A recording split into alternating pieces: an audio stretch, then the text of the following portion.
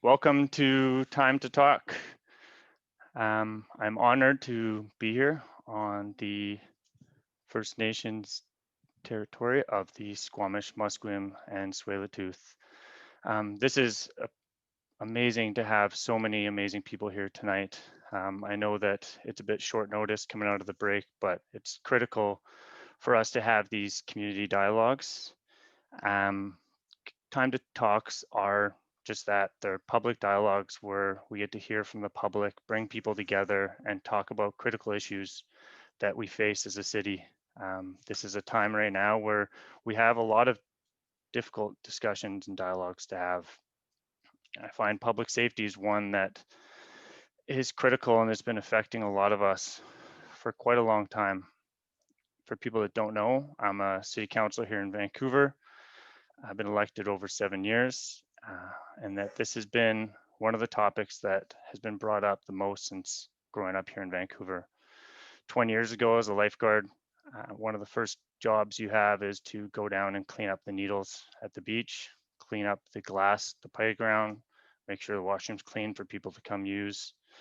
This is something that touches my personal life. My brother's someone that uses, and with the poisonous drug supply we have right now, it's every day you're feeling that anxiety. My mom, a doctor here in the city of Vancouver, just got her vaccine last week, and she's one of the strongest women I know. She cried. She cried because she has been feeling the stress and anxiety that she could kill her husband and be alone. I think public safety is something that most people on this call are feeling, no matter what it is, someone around us, our daily day basis, the fact we don't feel comfortable keeping our bike outside or doing our daily work. I know with the restaurant I have, the struggles we've had with public safety. Why are we talking about public safety today? During the budget process, me and my colleagues struggled with dealing with the decisions and discussions we had. We listened to the public day after day, night after night, talking about defunding the police, talking about moving funds over, talking about different ways of dealing with public safety and well-being in the city. And one of the things I recognize is we didn't have a strategic framework. We didn't have an overall strategy or plan. And so as we went through those discussions and had debates and decisions with different groups in the city, with different departments, different department heads, different organizations, members of the public, got thousands of emails, I recognize that there's an ability for us as a city to look forward and put together a framework that recognizes that public safety is not owned by one department or one person. It's owned by all of us. Everyone in the city of Vancouver needs to recognize that public safety and what you do on a daily basis, what you do with your work, what you do with your daily lives, your hobbies, making sure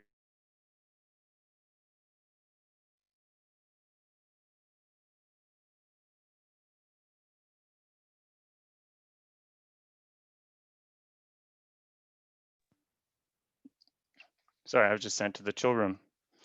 And this is a very difficult dialogue we're going to have here today. I really appreciate everyone coming here to speak. We've pulled together some amazing speakers. I really want to thank Kelly, Alex, Mark, that have really stepped up to ensure that we brought all these people together and ensure this event with the intention of creating a safe space for us to have this dialogue, and really put a lot of work coming through the holidays to make sure that we could pull this off and have everyone here tonight.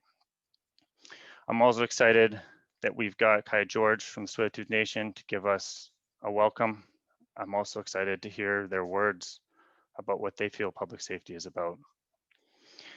And our facilitator, someone I've gotten to know really well over this process.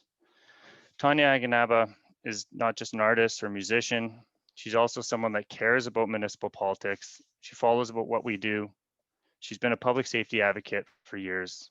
She's also someone that's challenged me and has not always agreed with some of my votes, but as someone that we've recognized that the importance of having debates today and recognizing the stress and critical need of having this dialogue is to sit down and have conversations with each other.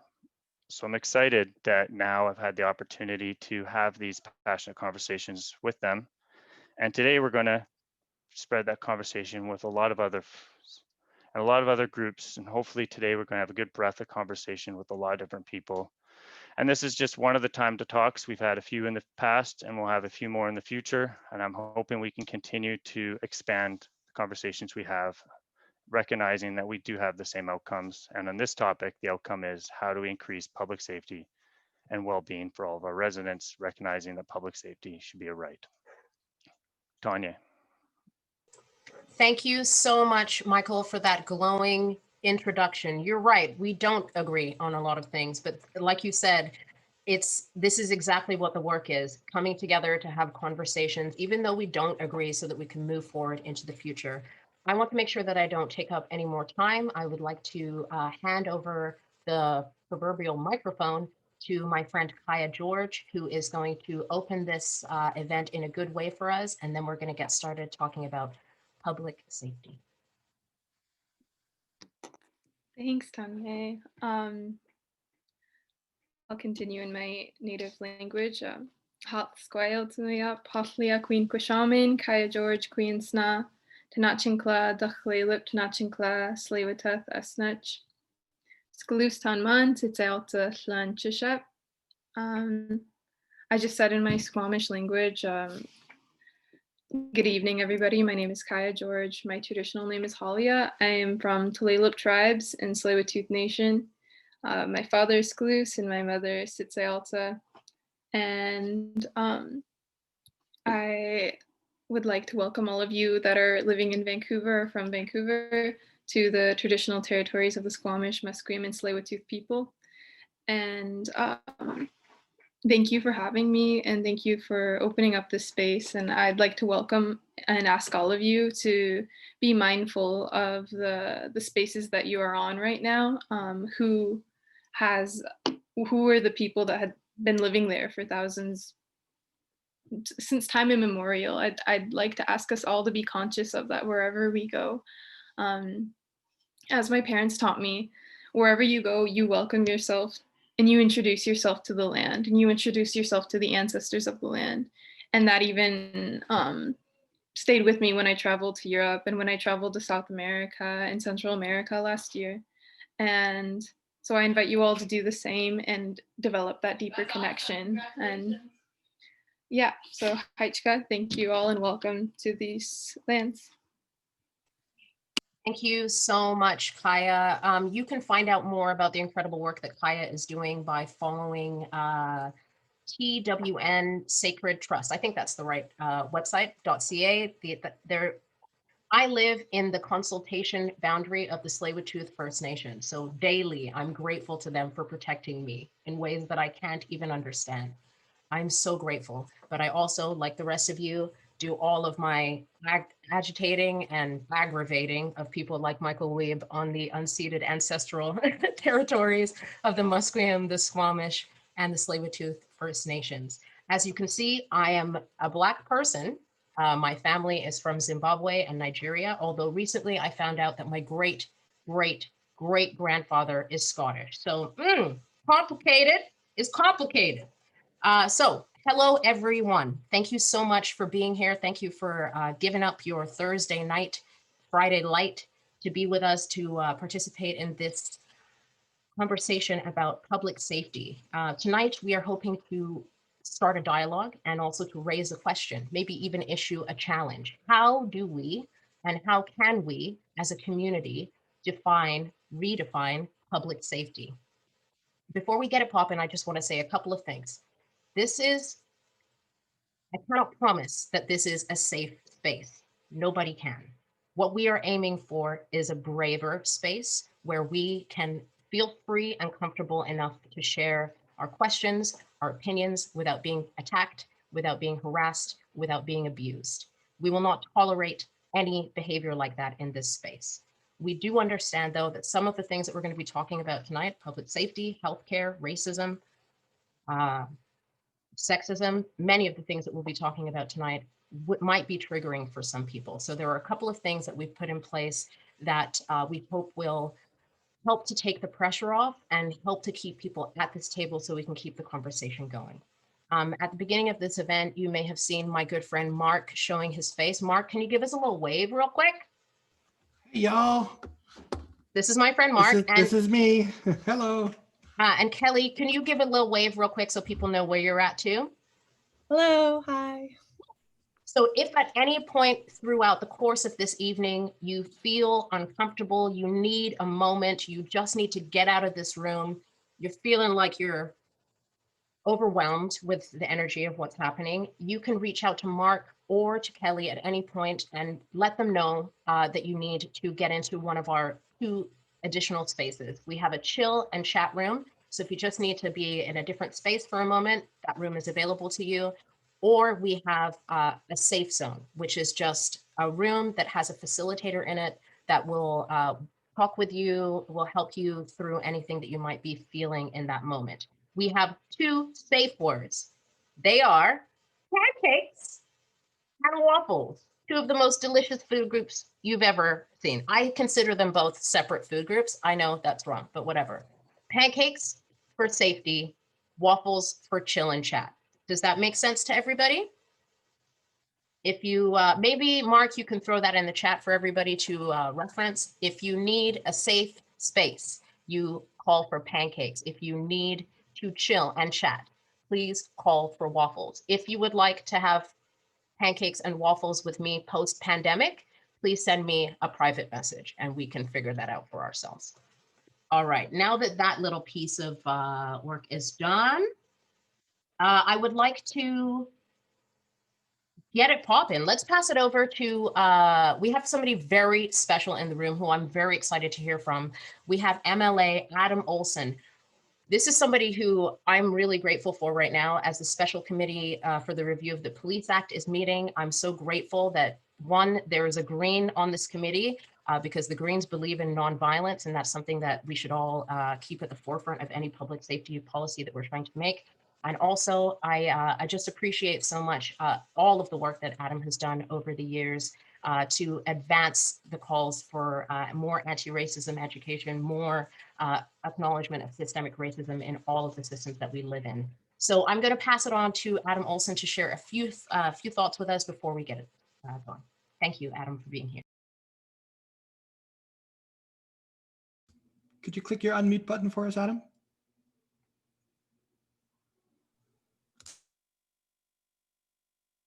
I was trying to be so slick. Have my screen open and my notes all at the same place. Squamish let's see. I'm night Sţēlăcha. It's a hanap tonight tonight. Just Saanich, Saanich, Aleya with Oslip lungs. I would like to acknowledge Kayah and her family and my relatives, the SälilwətaЛ relatives in the Lower Mainland area, the Tsleil-Waututh and Squamish.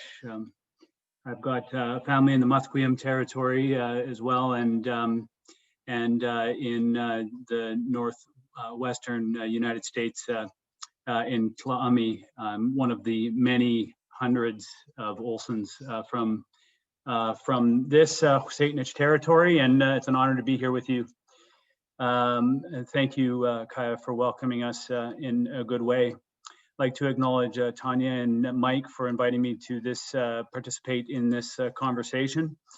And I want to just apologize at the outset that I'm not going to be able to stay for the entire thing, time that everyone's going to be together. But I do have a colleague of mine. Her name is Kaylee Cray-Domingo. She is in the room here as well, I believe. And she's the stakeholder engagement and outreach coordinator for the BC Green Caucus. Her job is to make these connections with you and to help ensure that both Sonia Furstenau and I remain well informed in the work that we do. I want to acknowledge the work of the activists and the advocates that frankly got the discussion going within government and the committee that I am on to review the Police Act established. It is the voices of the community that had applied a substantial and prompt pressure on the BC NDP government and got the discussion going within the Big Rock pile on Bellevue and Brentwood area in Victoria to strike a committee to review what is actually as most legislation goes, the Police Act is an ancient piece of legislation that has not been, it's 45 years old, and it has not been reviewed or updated for a very, very long time, and it is showing its age. I am very proud to be on that committee. I think that this is some of the most important work that we are going to do this year. Of course, there are some crushing public health issues that that I have to put that in the context, that last statement in the context of. However, this is really, really critical work of the highest priority of the legislature, and I'm very proud to be on that legislative committee. I'm thankful for the terms of reference that we've been given to work with. It was at the beginning when we first started to have the conversations back in the summer with the BC NDP. At that time, we were on, we were partners in a minority government with them, and we had a confidence and supply agreement that that really guided the work of the government. And we had the benefit at that time to have early and ongoing consultation with the BC NDP about what the terms of reference was going to be. I'm very happy that the terms of reference of this committee is as broad as it is. The opportunity that we have to, and this is a direct quote out of the terms of reference, to review and take a look at independent oversight, transparency, governance, structure, service delivery, standards, funding, training and education, and I think this is the most important sentence here, any other considerations which may apply respecting the modernization and sustainability of policing under the Police Act. This gives us very broad, a very broad landscape to be working on, actually much more broad than most committees that I've been on. The recommendations that we made to those early, and this terms of reference that you see here is not the first one. We made some important additions to that terms of reference, including taking a look at not just the municipal police forces, but also the provincial police force, and including all policing in the discussion. I think was an important addition that we made. It's important to acknowledge at this point that we have a lot of blind spots as Canadians. And one of those blind spots significantly is that we often hear the words coming out of people's mouths around here that we don't have the racism problem like they do in the USA. We often compare ourselves to what we perceive to be a big dinosaur down south. I want to be very clear that we do. And in many instances, the challenges that we face in this country, in fact, most instances, the challenges that we face around prejudice, discrimination, and racism are as acute as they are down in the United States. Indeed, there were pro-Trump rallies in our province yesterday. I think it's important to frame all of the work that I do and everything that I say that I believe and have absolutely no hesitation to say that systemic racism is in every colonial institution in this province and in this country. Discrimination, prejudice, and prejudice that's experienced by Indigenous, Black, and people of color, those are experiences for those people every day. I come from an Indigenous family, and I have some horrifying stories from my own family, from residential schools to day schools to just simple stops by police of my family members to check to see if those little blonde-haired, blue-eyed kids that are in the back seat of their car are indeed supposed to be there or theirs. Our perspectives, including mine, as a white passing Indigenous person, is informed by my privilege. I walk this world, even though I am a Saanich person, I walk this and grew up on an Indian reserve. I walk this world with such deep privilege, and I share the blind spots that many Canadians have. So from a provincial perspective, I think I just want to not talk for too long, but I do think that it needs to be said that we have seen the militarization of our police forces. 1 year ago, Kaylee and I were in the Wet'suwet'en territory to personally witness for ourselves the use of the publicly funded RCMP being used to protect a private company from Indigenous hereditary chiefs in their own territory. And I think that it's important to acknowledge that Canadians saw this with their eyes. It's very difficult for anything other than the pictures to tell the truth of the militarization of police forces when you see and when we see what we saw there in the Wet'suwet'en territory. I've heard the call for defunding the police. That is indeed the call that has inspired the committee that I am going to be on. And I want you to know that I approach this work with an open mind, without prejudging the potential recommendations that I'll support. And I want to be clear on that. But I have all possibilities available in front of me and in front of this committee, that we will be able to fund what needs to be funded, provide proper training, and recommend increased funding elsewhere. I think that it's important to just acknowledge here at the beginning, or at the beginning of this conversation and all conversations, and I'm going to end with this, that we have seen the substantive results of the defunding of social services in our province over the last 2 years, or 20 years, sorry. We've seen the defunding of mental health services, education, and lots of other social services.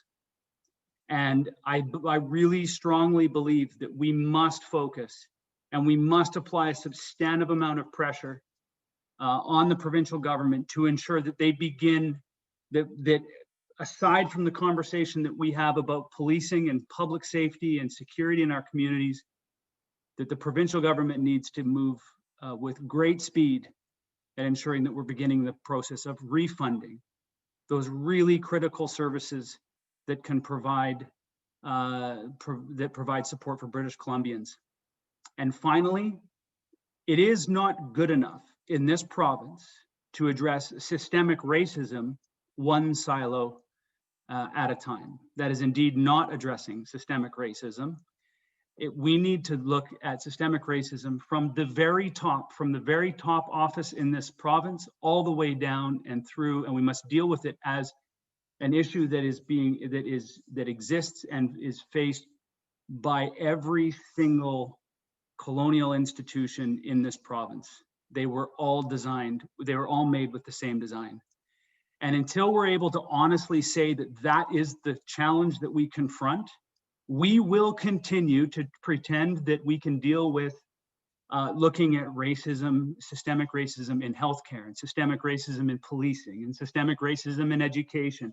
I can tell you that every single government ministry must be fearful at this moment that they're going to be turned out to be the next ministry that's identified as having the systemic racism. Let's just be honest with ourselves.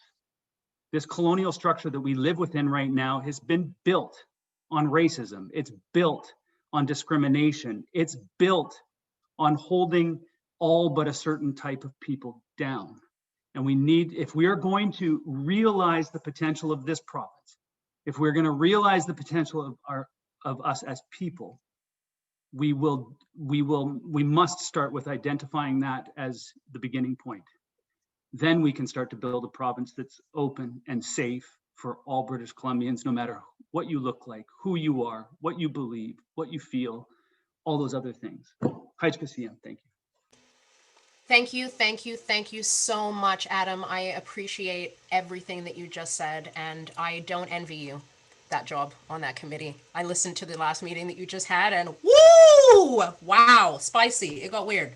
I'm but grateful for you for responding appropriately to that. Okay, so we have an incredible group of speakers here today, and I'm just gonna give a quick rundown of who we have in the room so that everybody knows what to expect. Up first, we have the incredible Sarah Blyth of OPS, that's the Opioid Prevention Society, Mebrat from Wish Vancouver, an incredible organization. I'm sure that all of you know about it. If you don't, you should be looking it up. We will have Kayah George back to share a little bit more with us about their thoughts about public safety. Dr. Ismaël Traoré, who is my teacher, Democracy Lab, UBC, class of 2020. Thank you so much for being here. We also have Theodora Lamb from the Strathcona BIA, who's going to be talking a little bit about their experiences in Strathcona. Aleya Trott Akey from the West End Community Policing Center. Abir Yusuf, my former coworker and current VPL trustee, is going to speak about the role of public libraries in public safety. And finally, to give us a beautiful bit of inspiration as we leave this space, we have the incredible, my new best friend, Dr. Evelyn Zellerer of Peace of the Circle, which is an incredible restorative justice organization that is in Vancouver. They've been fighting to get restorative justice in Vancouver for years, and we are so grateful to have them in this space with us. Mark is saying in the chat, use the reactions button to show your appreciation. Also, just to go back, we don't have the chat, the public chat enabled tonight because racists exist. So what we have decided to do is, if you have questions that you would like to ask, you are free to send a message to myself. You can send a message to Michael or to Kelly or to one of the speakers who are speaking. You are free to talk amongst yourselves as well. We just want to make sure that everybody is protected, so we decided to shut down the chat. But if you have a specific question, please feel free to reach out to the speaker. Feel free to reach out to me. I can ask your question for you, or use the hand up participation tool to put your hand up, and we will unmute you so that you can ask your question. Or please use the raise your hand button. Thank you, Mark. Okay, let's get into it. First up, we have the one, the only, the ultimate Sarah Blyth, co-founder of the Overdose Prevention Society, who have just moved into a brand new renovated space on the ground floor of the Hotel Irving at Columbia and Hastings. This year in Vancouver, we reached a record number of 1,688 avoidable deaths from an illicit toxic drug supply. OPS is a first line of defense, providing supports and services that the government won't.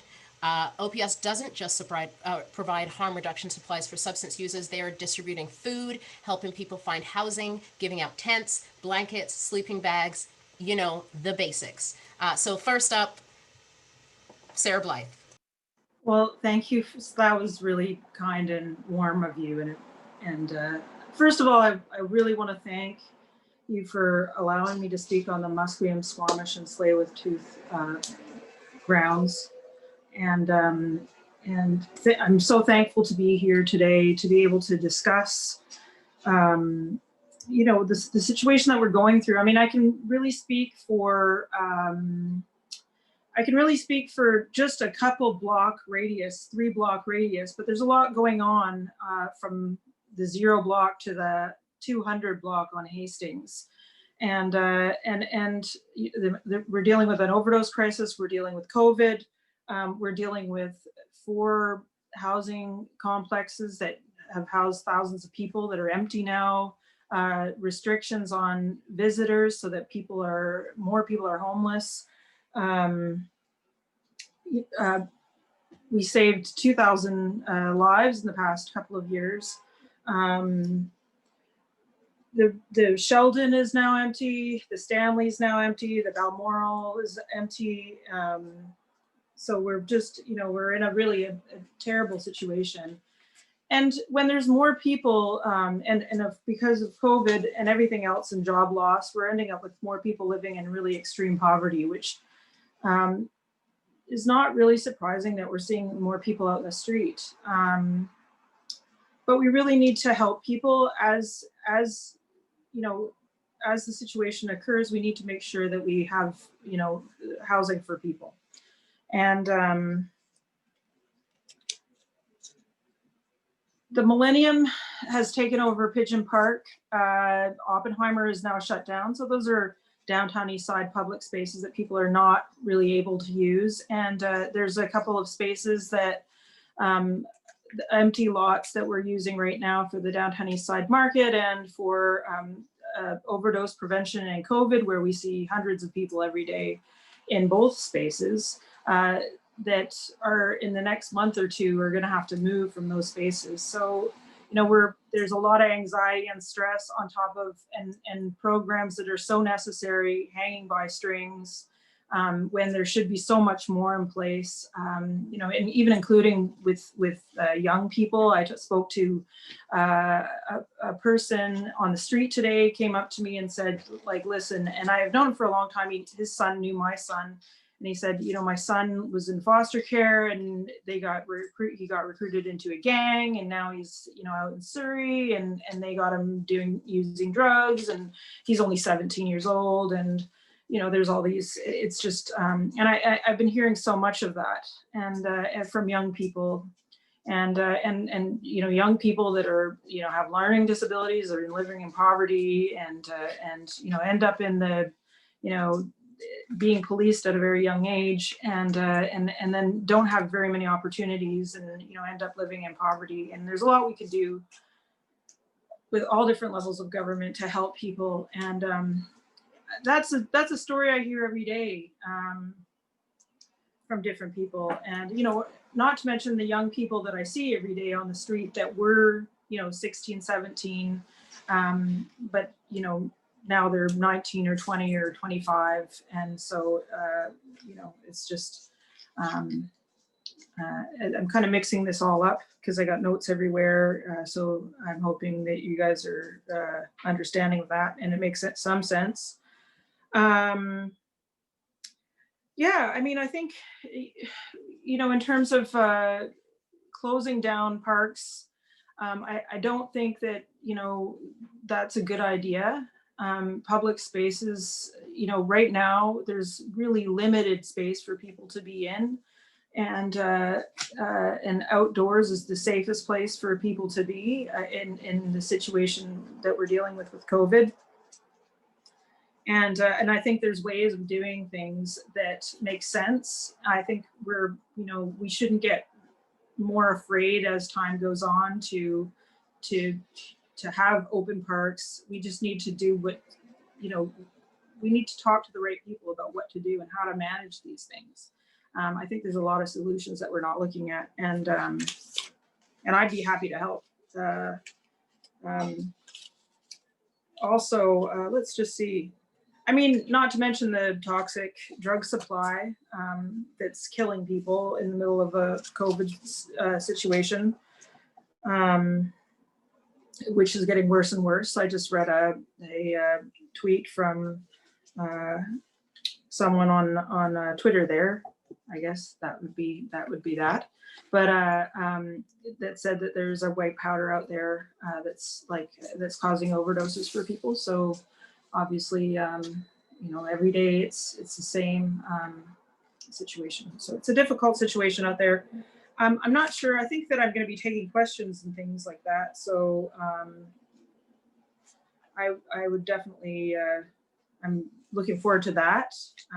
One last thing is we need on-demand rehabilitation for people, because it's very devastating when someone's ready to go into rehab and there's not a place for them to go except for jail. And I really feel like we're turning this into a policing issue as opposed to an issue of helping people and medical care, and I think we'll get a lot further that way. Helping and being kind to people usually works out better than being and putting people in a corner and treating them poorly and giving them charges that they can't get rid of when they're and creating less opportunities for people just makes them makes their life more difficult. So I think I'll leave it at that. I hope that's okay. That's wonderful. Thank you so much, Sarah, for sharing your incredible insights. And I was reading actually a couple of articles. I'm always reading whenever I see your name in an article, but just a quote from you. If you get safe supply prescription drugs to replace illicit drugs and you start ramping it up, these places can turn into safe supply centers or help people get into rehabilitation. If this was to happen, what do you think the effect would be on our community? I can say on so many different levels, a safe supply just works in terms of, getting, like we have the drug dispensing machine at OPS now, and just getting people on a safe supply, so that people are using something that's not, they're not getting from the street, that's not going to kill them, that they know what their dose is. So if they do decide to taper down, they at least know what they're getting, and or and just being able to get what they need, and it would make a huge difference just to be able to give people what they need. They wouldn't have to break into cars. They don't have to do crime. They don't have to do survival sex trade. They don't have to do all the things that, no one wants to do. And they can get on with their life. I know people that are working and planning on going to school, and, they're able to do all the things that they, have dreams that are not just like, looking around for, drugs that may kill them, and us saving lives. We don't want to be, resuscitating people. We want people to be able to live healthy lives. And, we really enjoy getting people housing and a place to go. Anyways, I could go on, but, as opposed to just, resuscitating people over and over again. Thank you so much, Sarah. And the thing that you mentioned, the vending machine that's in your OPS, is such an incredible project. I just dropped the link in the chat. I hope everybody can see it. It's called My Safe Project. Dr. Mark Tyndall is on the forefront of that work. And also another organization called Fair Price Pharma. Is that what it is? That's making that's making heroin right now. So Safe Supply is here. We just need the political will and the support from our leaders to make it happen. Thank you so much, Sarah. We're going to move on to the next speaker. Okay, so up next, we have Mebrat Bayani, who is the Executive Director of Wish Drop-In Center, an organization that works to improve the health, the safety, and the well-being of women who are involved in Vancouver's street-based sex trade. Mebrat has shown up on so many committees, so many organizations. Oh, I know you're busy. I have questions for you but we'll have that conversation later. Mebrat, thank you so much for being with us today. Please take it away. Thank you, Tonye, and thank you, Councillor Wiebe, for making this happen, and to Kayah for welcoming us. I think like most of you, are calling in from the unceded and stolen territory of the Musqueam, Squamish, and Tsleil-Waututh. And I am an uninvited settler to both these Coast Salish lands and Turtle Island in general. My family, I was born in Ethiopia, and but my family is Eritrean, and we were forced to leave our lands because of colonization, and our family settled in the lands of the Ganawage people on the south shore of St. Lawrence River, which is now known as South Shore of Montreal. So as Tonye mentioned, I'm the Executive Director of Wish Drop-In Center Society. Wish is in its 36th year, actually I guess now 37th year, this 2021. And what Wish does is support street-based sex workers, largely in the downtown east side. But the thing that's really significant that I want to highlight is that we're talking about street-based sex work at Wish. There are very many types of sex work. And so anytime that I'm talking about this, it's really important to contextualize it as street-based sex work, because that is the form of sex work that has the least amount of choice and the highest amount of danger. And us being based in the downtown east side, we're seeing a huge percentage of the folks that we support who, given different circumstances, given a reduction in poverty, given access to safer housing, are primarily hoping to get out of street-based sex work, and most of whom are resorting to it because of poverty, because of systemic barriers, because of gender-based violence, sexualized violence, substance use issues, and all of the pieces that Sarah Blyth has provided some context on.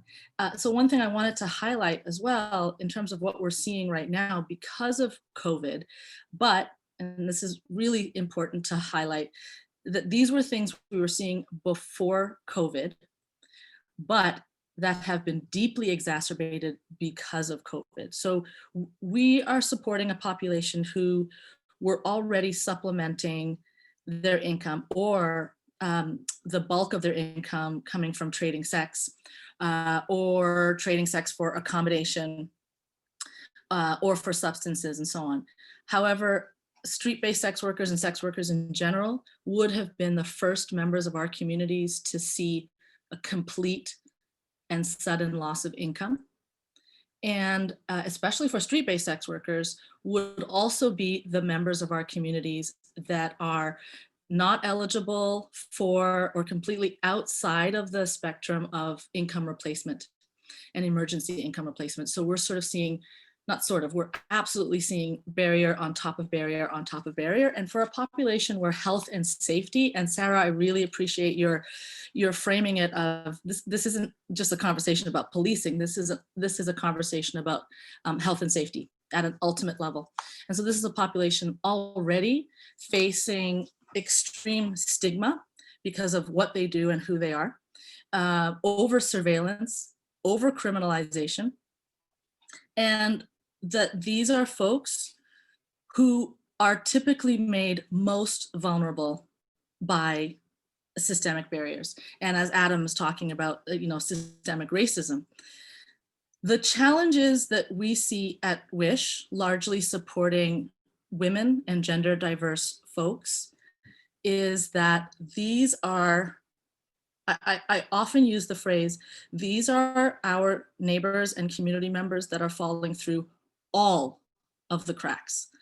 And that when we talk about safety and when we talk about public safety, the things that come up for me quite urgently is whose safety are we talking about? And then secondly, whose safety are we prioritizing? Are we making decisions, both overtly and inadvertently, about whose safety is more important to protect? So, within the downtown east side and a neighborhood that has so much notoriety, and a neighborhood that is simultaneously overly visible and also completely invisible, what I'm always interested in, and what we see at WISH, is the need to proactively and explicitly include those who are made most vulnerable by systemic barriers, and to not do so as an afterthought, and to not do so only when massive crisis happens. Adam, your comment about the fact that we can't address systemic racism one silo at a time, I mean, I wish I want to make that a t-shirt.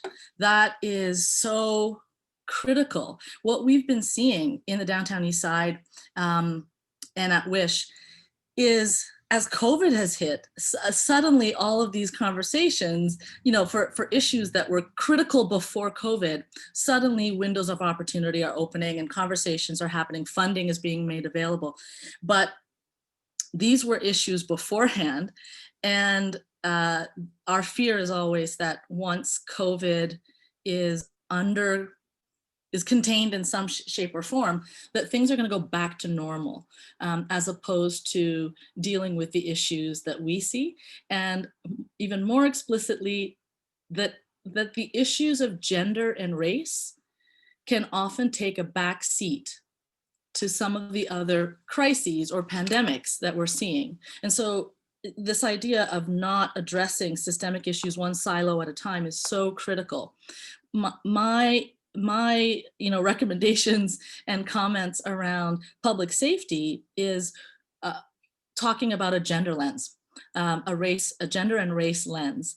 And what does it look like for all of us to apply that consistently in everything that we do, in everything from identifying the problems to identifying the solutions. So when I talk about some of these issues taking a backseat to others, largely I see it around gender and race. And that has devastating, literally life-changing implications on those that are the most marginalized.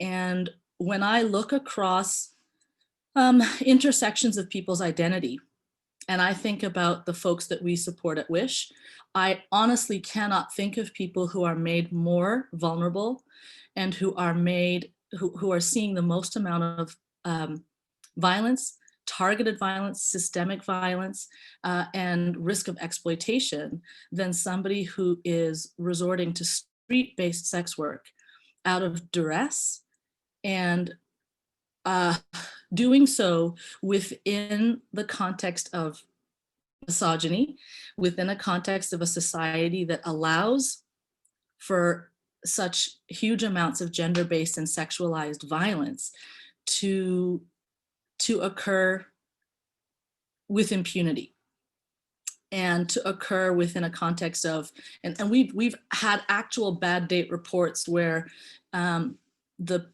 predators are telling sex workers, who are you, no one's going to believe you.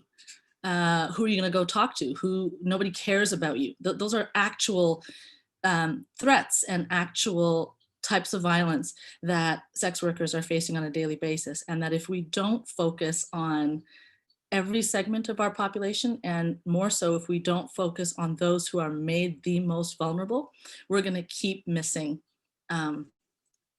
real concepts of public safety. And we're going to be missing what it means to have equal, not even equal, equitable and just access to safety. Okay, I know that we have a lot of speakers, so I'm going to try to wrap up really, really quickly. Some of the things that we hear from the sex workers that we support in terms of practical safety considerations overwhelmingly fall under, and Sarah, you were saying a lot of the same things as well. Poverty reduction in its truest sense, housing and addressing not just, I mean, I'm talking about safe, accessible housing. A way to really meaningfully target and tackle gender-based and sexualized violence, and for us to be talking about safe spaces for women and gender diverse folks. And these safe spaces, we're seeing this especially within COVID, when so many places either closed down or scaled back so considerably, that safe spaces to just be, let alone safe spaces to live in or access services and programs, safe spaces to just be has been compromised. And for those who are not cis male, their safety has been the most compromised. And then lastly, in terms of the types of supports that the folks we see are asking for, it's certainly not more policing. It is more wraparound supports to address all of these things that I've talked about: housing, poverty, and access to opportunities. So, our staff, when I think about 3 in the morning in the overnight shift, the options that they're hoping for are mental health supports for people that we support on the MAP van, which is moving all throughout Vancouver and sometimes into Burnaby. It is about access to peers, to do everything from reporting violence to accessing harm reduction supplies, to connecting with outreach workers, to getting on housing lists and detox lists, and so on. Those are the types of supports that people are looking for, and certainly not something where we think we're going to police our way out of poverty or police our way out of homelessness. So I'll stop there. I think I went over my time, Tonye. You did, but you hit all the high notes. You hit all the high notes. Sorry, go ahead. That's it for me.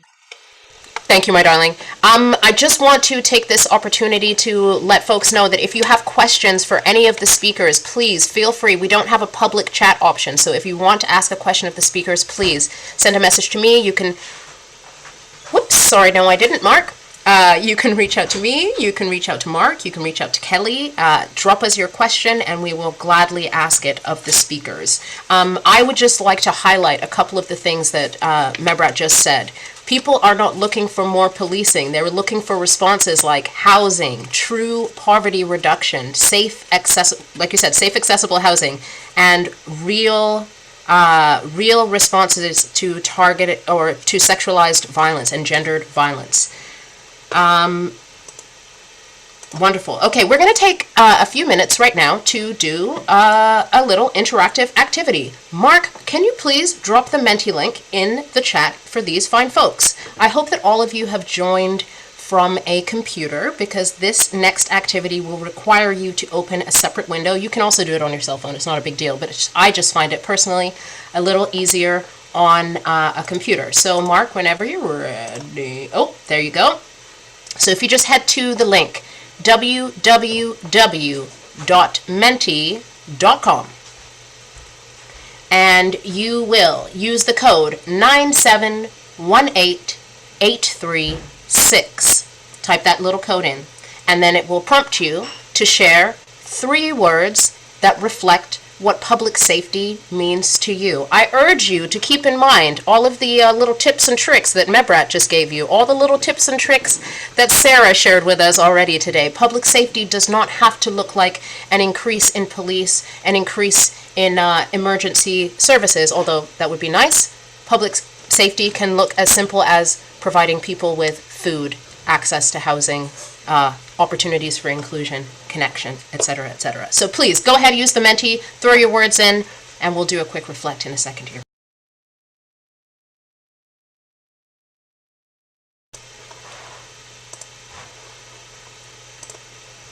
Ooh, I love it! Destroy white supremacy, self-respect, decriminalize survival, solidarity, ability to breathe, decolonized, all encompass. I love the way that it's flipping and turning. I feel like I'm tripping.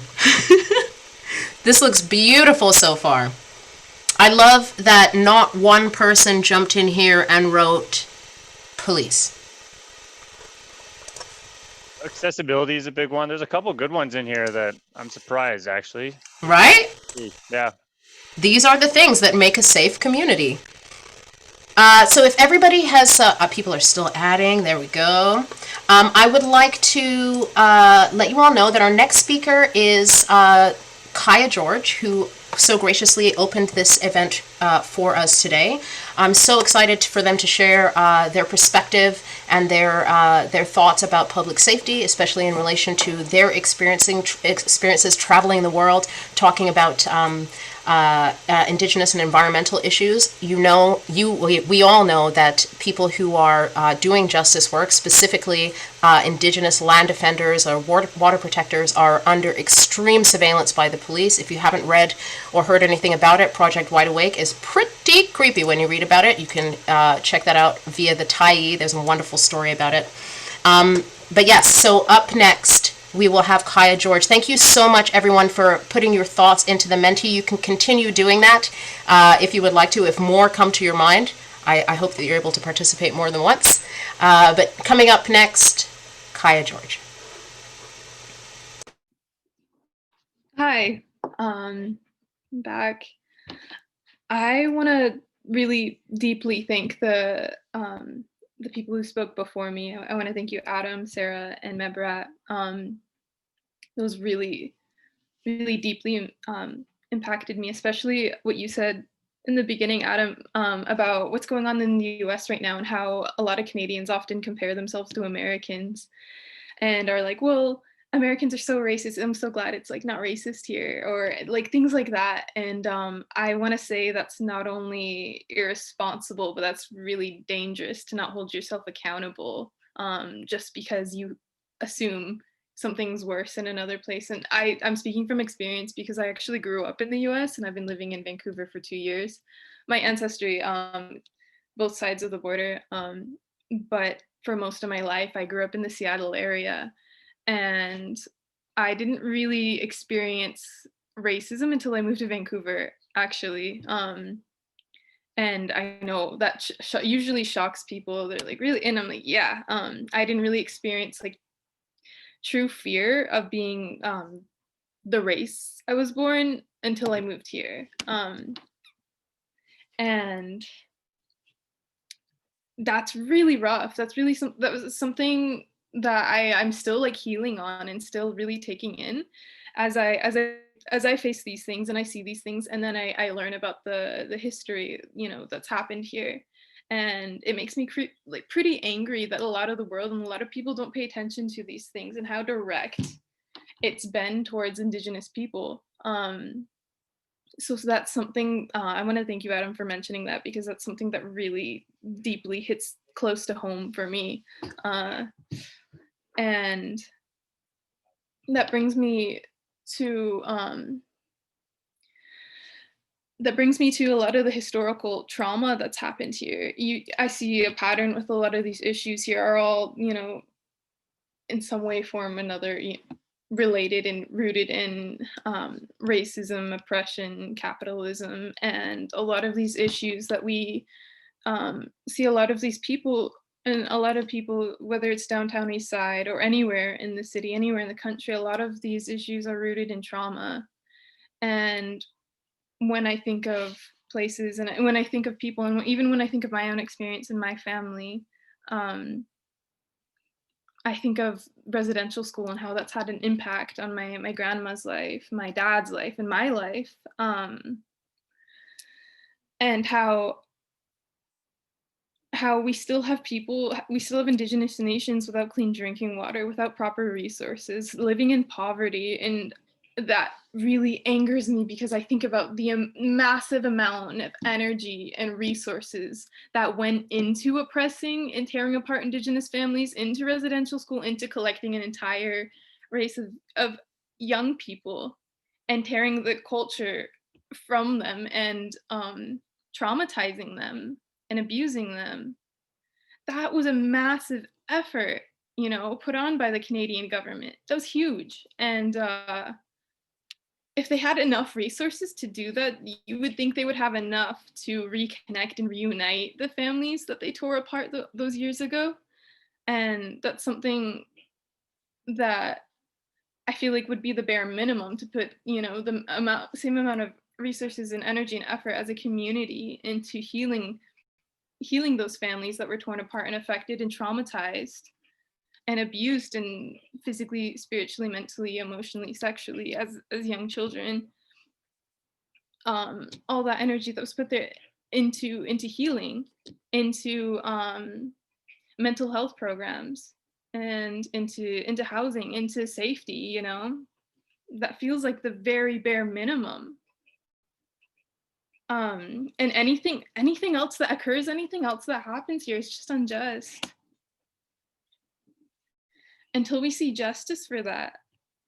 I think of my grandma, and as we say in my language, ta'a, I think of how much healing she's had to go through on her own. She's had to lift herself up after all the abuse that she's been through. And it really, I knew this growing up, but it really hurt to come here and realize every single young Native person has a grandparent or parent that went to residential school, that it was completely unanimous, and that they all have similar stories of abuse and neglect that they had to go through, and how that impacted them their entire lives. That it's really hurt to hear and learn about.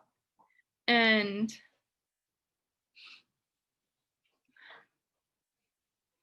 it feels like I said, the absolute bare minimum to put more services and put more money and put more effort into healing that, into reconnecting families, and into mental health and cultural supports.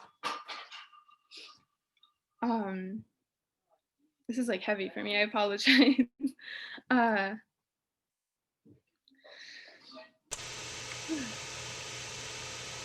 Don't apologize, love. No need to apologize. Yeah, I don't actually. No.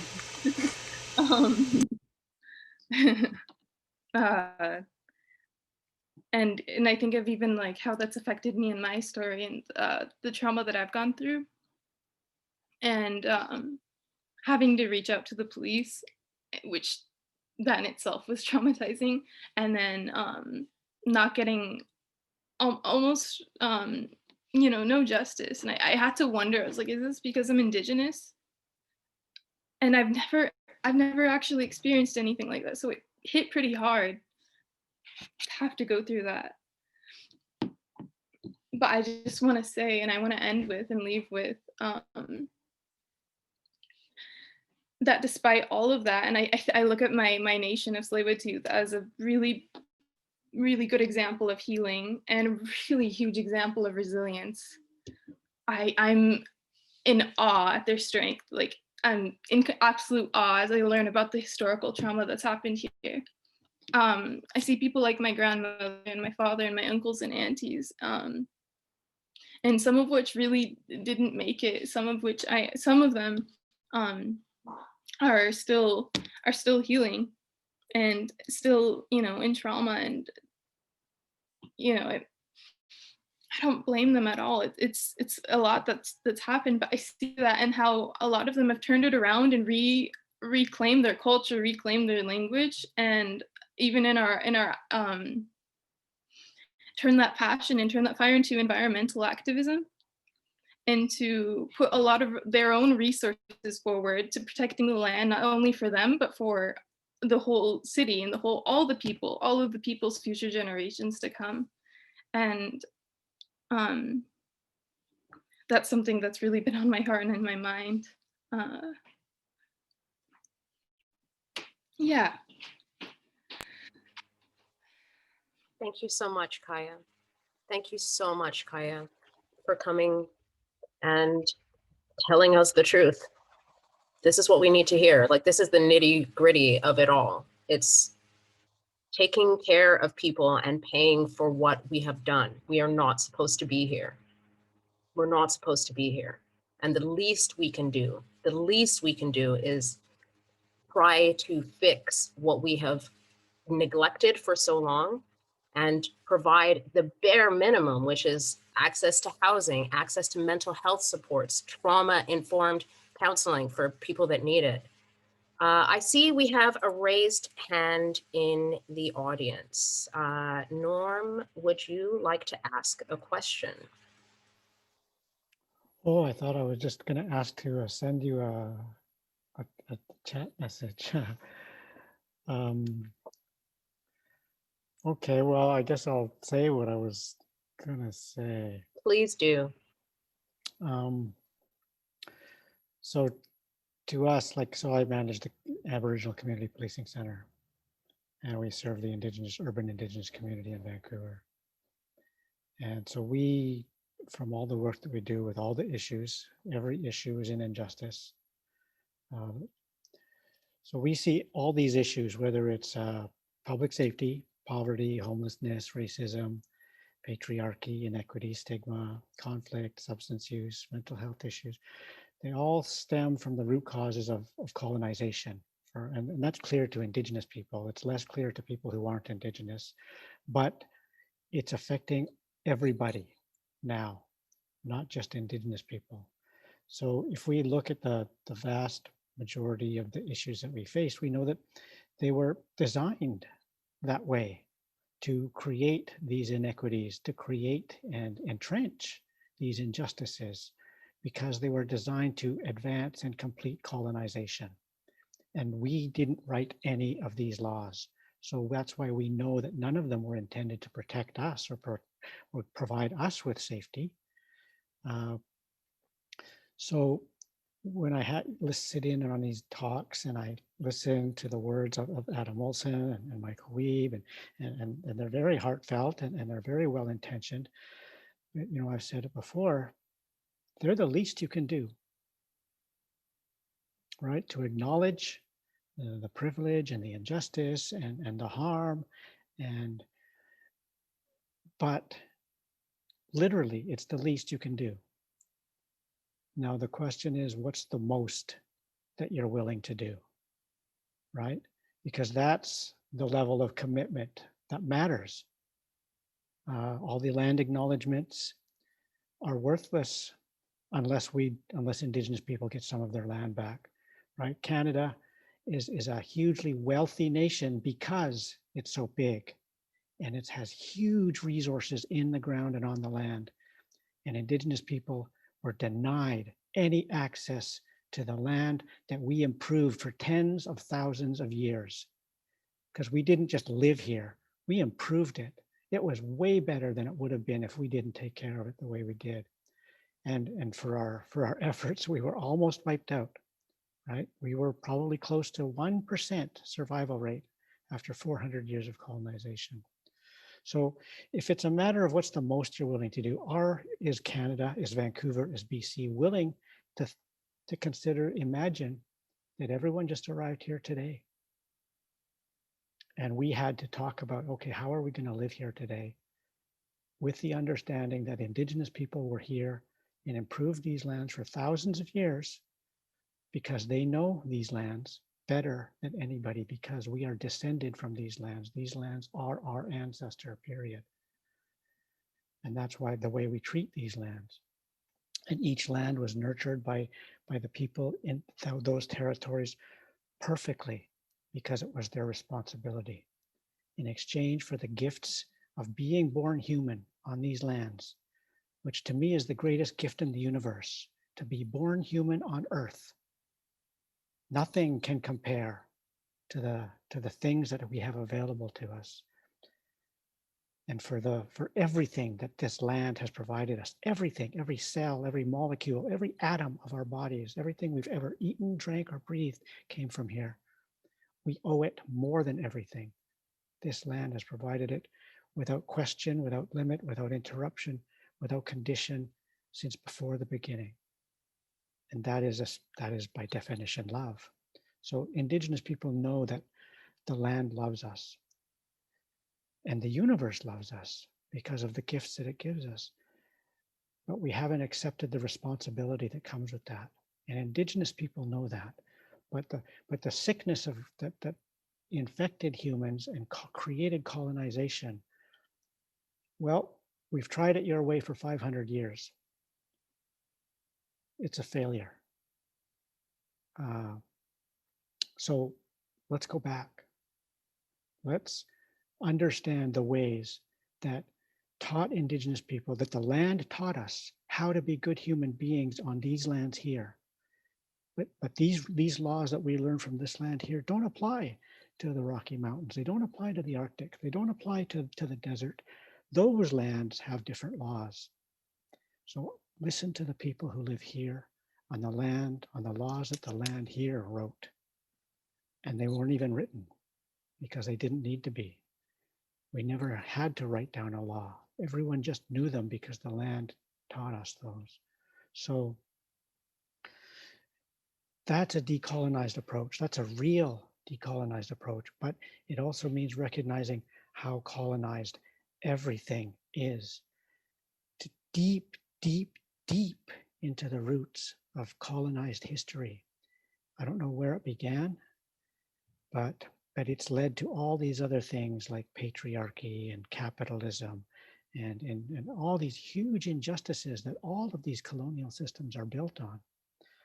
So that's a bigger, deeper, wider conversation, which is essentially almost a spiritual conversation, because it goes to the root of what are we supposed to be doing as good human beings on this planet? And it's not about policy, and it's not even about laws. It's about reconsidering everything that you've been taught and that you may have accepted as truth and justice and what is safety. So that was my note. Thank you so much, Norm, for sharing your thoughts with all of us, and for posing the question, what is the most that we can do? Everyone who is on this call who has institutional power, I challenge you to leave this call with that question in mind. What is the most that we can do? Celine, I see you with your hand up. I hope I'm pronouncing your name right. I apologize if I'm not. Would you like to ask a quick? There you are. Go ahead. Hi, thank you, Tonye, and thank you, Norm and Kayah and Brett, and I hope I'm getting everyone. And yes, my name is Celine, pronouncing it great. I really appreciate everything you're saying, but I'm there. This is touching on a number of things, but I remember a quote that about the American founding fathers, that it was not that they didn't know that slavery was wrong. It wasn't that they didn't know it was unjust. It's not that they didn't know it was oppressive, brutal, brutal, and in every way a violation of the freedom they held dear. The issue was they couldn't think of a way to end it that was comfortable for the people that benefited from slavery. And I think about this a lot in British Columbia as a Jewish Canadian, an uninvited settler, I will add, that it is not that we do not know the atrocities that we live on. It's not that we are unaware of the outright theft that, I will add, it only happened a few decades before the Holocaust. It is not that we do not know these things. It is not even that we do not know some of the solutions, but it is not, the issue is that we are not comfortable with the dislocation or the transfer of power that will happen. So I guess, and this is, I don't know if this is a question or a concern, but if the issue is not that we do not know, including ourselves when we get any power, are not comfortable with what the implications are, how do we cut the Gordian knot, so to speak? Like, is there a way to do it peacefully? That's all I have to ask. It's just something I really appreciate what everyone's saying. Thank you so much, for Celine, for bringing up this question and for putting it out into the room, for everyone to think about. We are going to move on. We have a next speaker, and I love this speaker very much. His name is Dr. Ismaël Traoré, and Dr. Traoré is a racial inclusion and equity educator and specialist. I had the pleasure of being in one of his classes this summer, or last summer, I forget, it's 2021 now, if you believe in Gregorian calendar. I had the pleasure of being in one of his classes, Democracy Lab. We had a wonderful time talking about municipal politics and how to hold our elected leaders accountable. And a lot of Ismaël's work is around power and privilege, community engagement, and the social determinants of health. Something super important in this conversation about public health, about public safety. So Ismaël, please share with us your thoughts. Thanks very much, Tonye, and everybody. I'm here on the Tsleil-Waututh, Coast Salish, and Squamish territory, and my people are from Burkina Faso, which is in West Africa. And my ethnic community is a Jula, so I'm a Jula person, which has particularly meanings to it, which I won't get into now. But I would like to definitely thank Adam, Sarah, Brett, Kayah, Norm Leach, and also you, Tonye, for inviting me here and the wisdom that has been shared prior me. Mind you, my positionality is somewhat unique in the sense that I come here, I'm not so much going to be speaking from my personal experiences being on the receiving side of certain forms of crime and what I would call kindly unprofessional behavior by police, but at other times quite aggressive behavior by police. But I would like to provide a little bit of what the literature says in terms of the consensus on why crime has dropped in Canada for some time now. And so unlike the likes of Brett, I'm not coming here as a director of an organization that supports and serves very vulnerable people. But more so from a removed, somewhat public educator, public scholar. So be aware of that. Now, just very briefly, crime in Canada has dropped since the 1960s. And this includes a variety of crimes, including homicide, robbery, property crime, and even break and enter and vehicular theft. And in 2013, from what I recall, homicide was particularly, it was quite rare. In fact, it was less than 1% of all the violent crimes. But irrespective of that, when you look at media, when you hear pundits and commentators, and even ask people, what do you think explains the decrease in crime since the 1960s? A lot of people mention police-related strategies and interventions. Some people will also mention increase of number of police officers, new so-called innovative policing strategies such as community policing.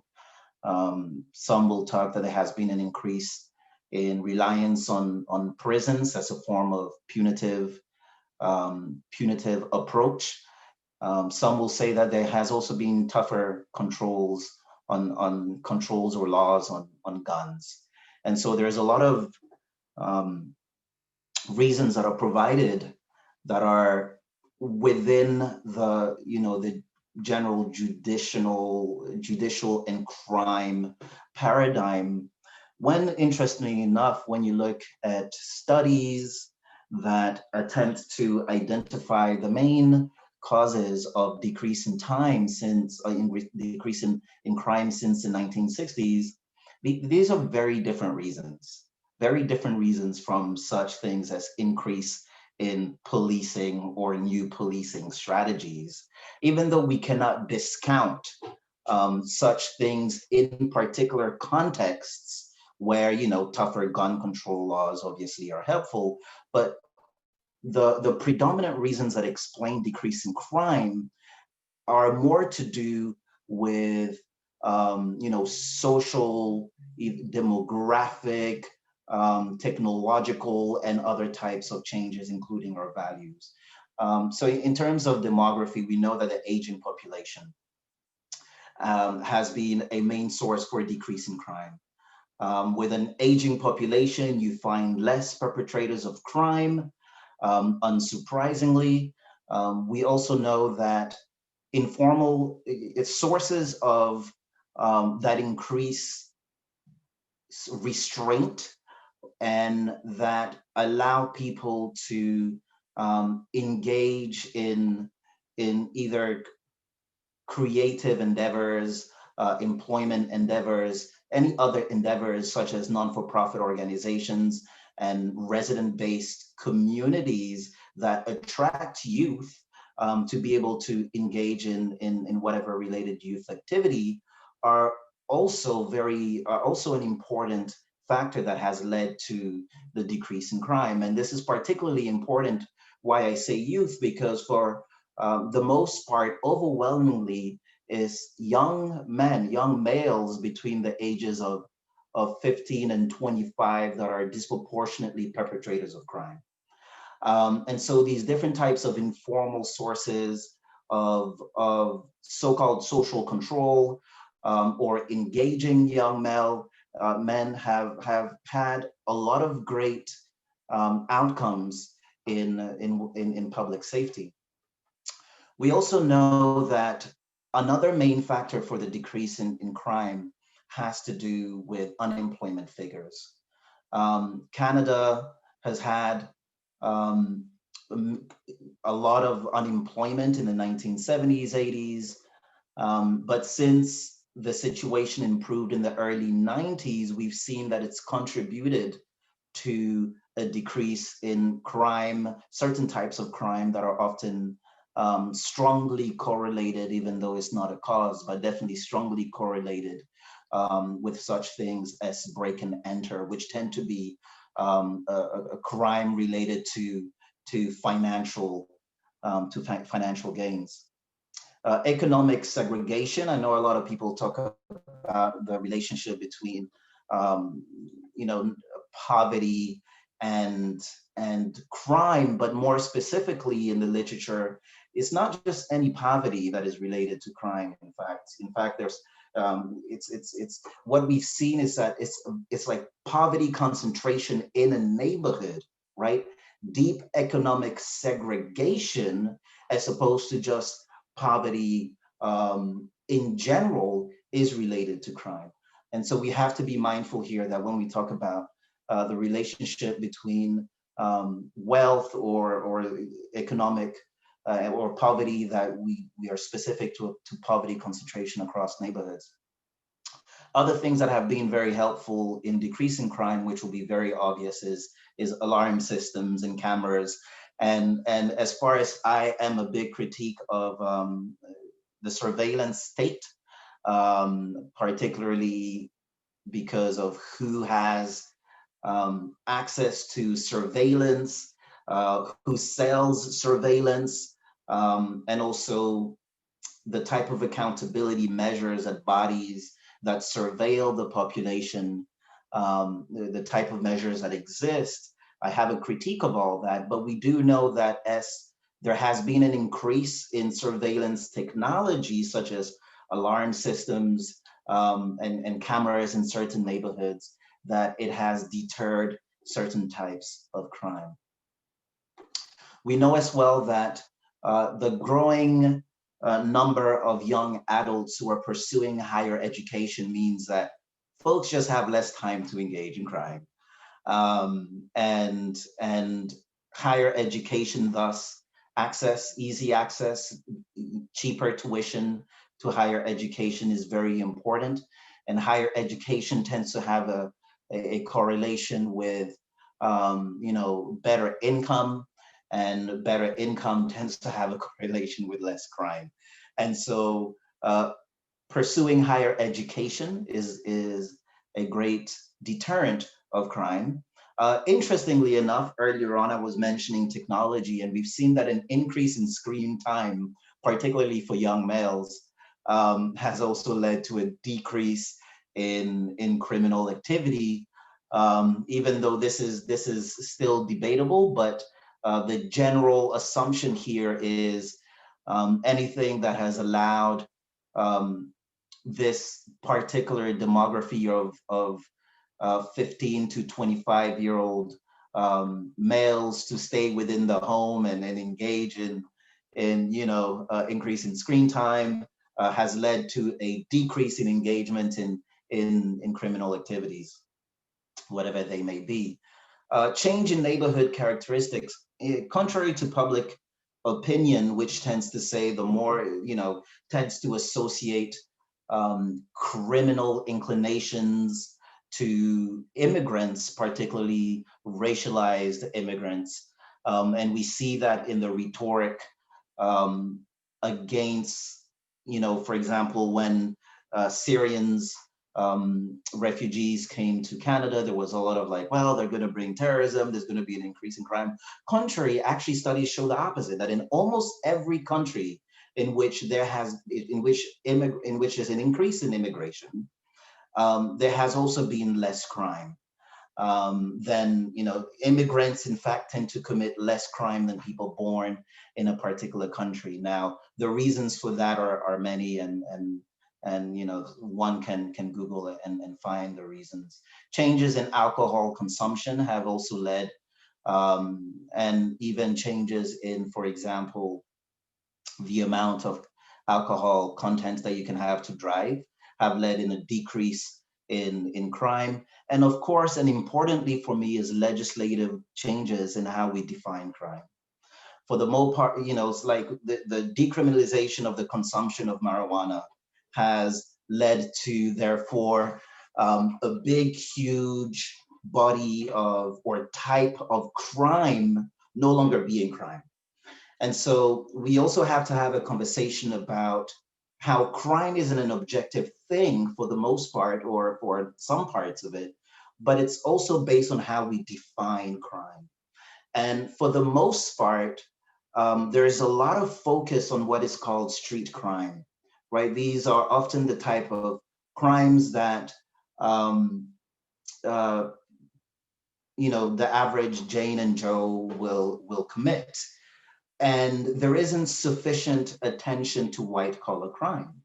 And by white collar crime, I'm not referring to skin color, but I'm referring to corporate crime.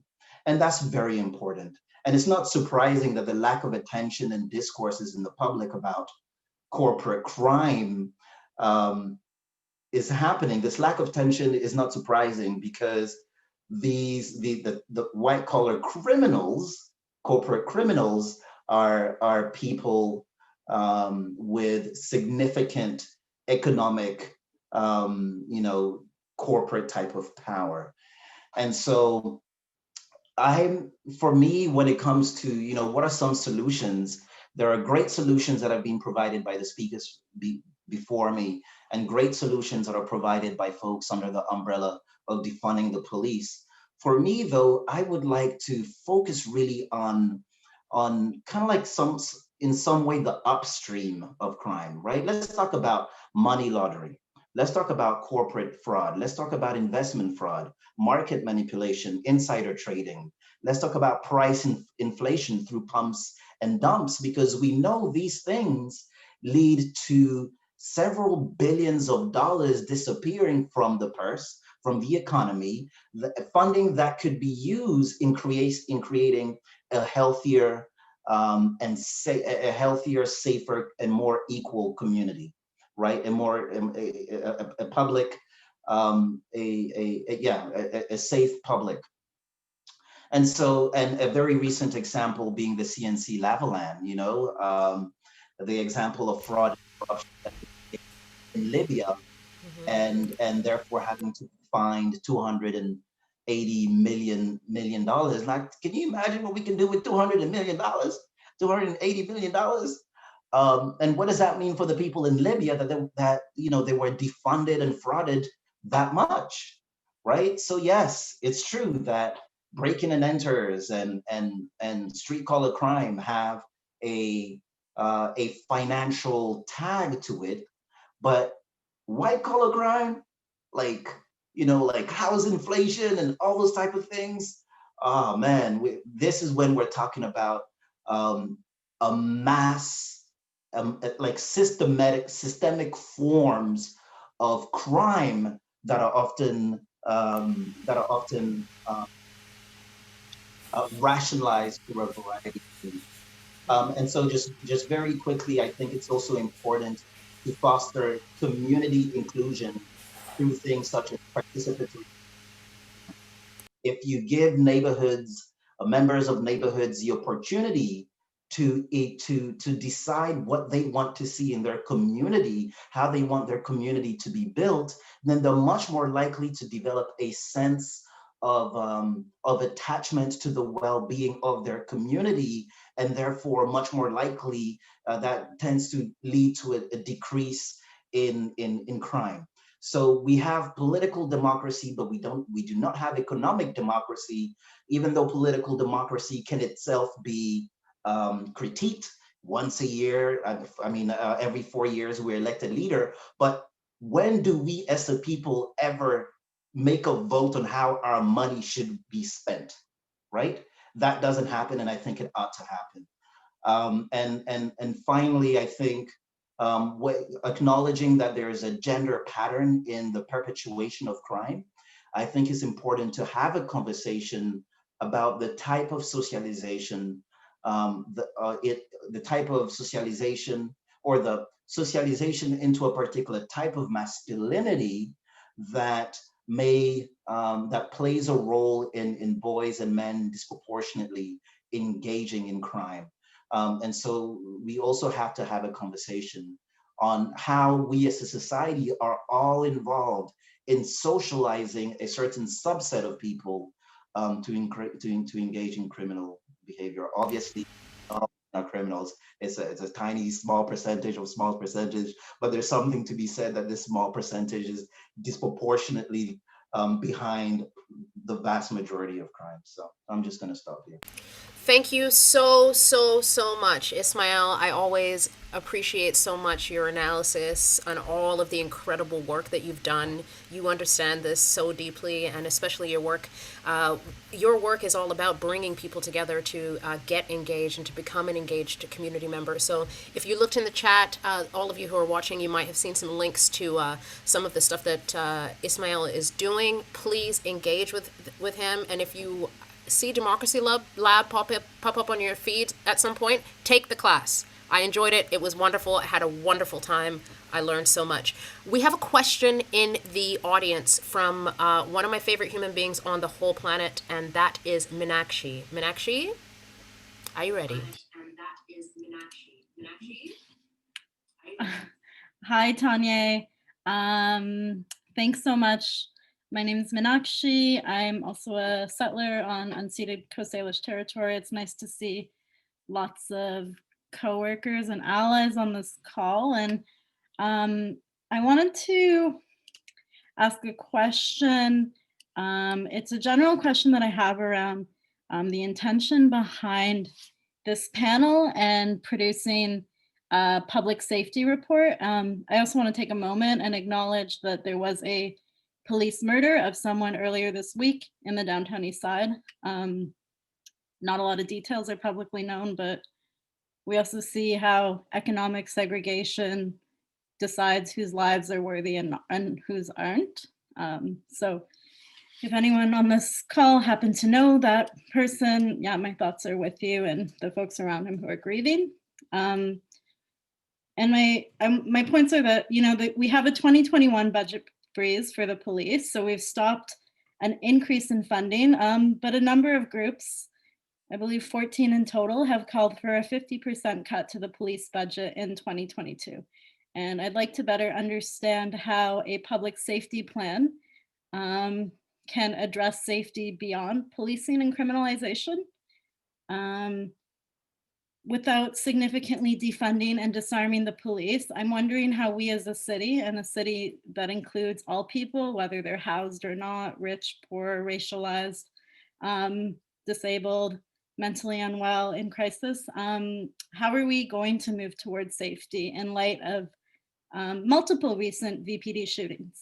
So I'm curious about how Councillor Wiebe's plan is actually going to include and uphold safety for heavily criminalized, stigmatized, and otherwise marginalized members of our community. Because it's very clear that not only are police not the answer, but they're actually a dangerous force for many people. Yeah, thank you for the question.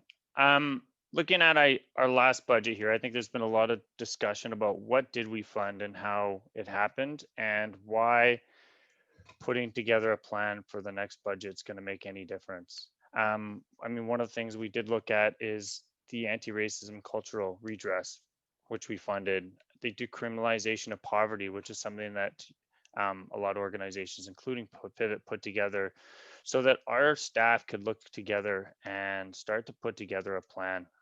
The reason why I'm looking at a broader plan is recognizing that public safety isn't just held by one department. When you look at public safety plans across the world, public safety determines on transportation safety. It depends on creating a decolonized city. It depends on your park rangers. It depends on so many different elements of this work. And so what my goal here is that we need to make sure that Vancouver Coastal Health, which we'll be discussing when we're putting the plan together, is involved, because one of the things that Adam Olsen talked about is we defunded social services.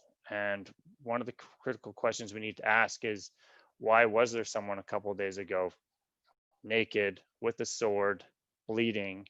How did we as a society allow that to happen? How are we as a society preventing? How are we protecting all of our vulnerable citizens? How are we ensuring that the wraparound services we are providing truly are wraparound and are providing the supports needed for the mental health? We have serious crisis all over the city. And I think what I'm hoping and what the conversation will be at the council table is public safety a priority? Currently, it's not one of the major priorities that we have as a council priority in our budget process. And I think it needs to be. I think we need to recognize that our city at this point of time has more people in really, really poor conditions that are very vulnerable to high safety concerns. And so for me, the biggest goal right now is, how do we change this dialogue? We need systems change. We know that it's not just in police reform. We know it's not just in the health department. We need it at City Hall as well. It's something that we have been talking about. It's part of the difficult conversations that I've been having for years. This is not an easy time for me and my colleagues to be elected at City Hall. There is so much going on, but this is also an opportunity with COVID. And we heard it from a couple speakers that this is a time that change is an opportunity. We are being able to shift where we've never seen it before. There is funding where we've never had it. We are seeing partnerships in housing from the federal and provincial level. We are seeing shifts in supports that we haven't seen before. And so my goal with this plan is to start to have that conversation of how do we fund police to do police services? How do we fund the other services that are needed so people are adequately trained and are there to provide the health services needed so those situations don't happen in the future. Everyone in the city has a right to public safety, and that's what I'm hoping to bring forward. Meenakshi, I hope you feel like your question has been answered by Michael. I can't see your face anymore, so I can't check in with your facial expressions and see how you feel about that response.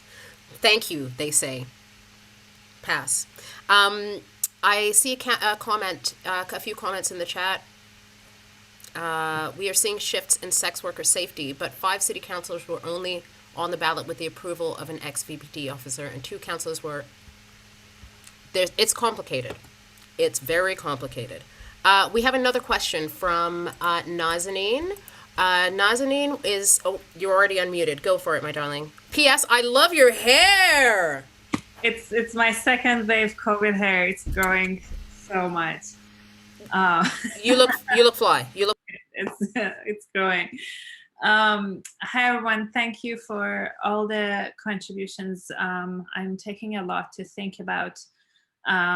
It's, as for a lot of us, for many different reasons, it's a terribly heavy day. It's the anniversary of the downing of the Ukrainian flight today. So kind of like that was the day that we saw the worst of the 2 governments, military forces, militarization. So this is kind of where I stand. I'm against any sort of using military forces. I'm a pacifist. Nonviolence is a value that I hold dearly. So this is kind of what I'm carrying.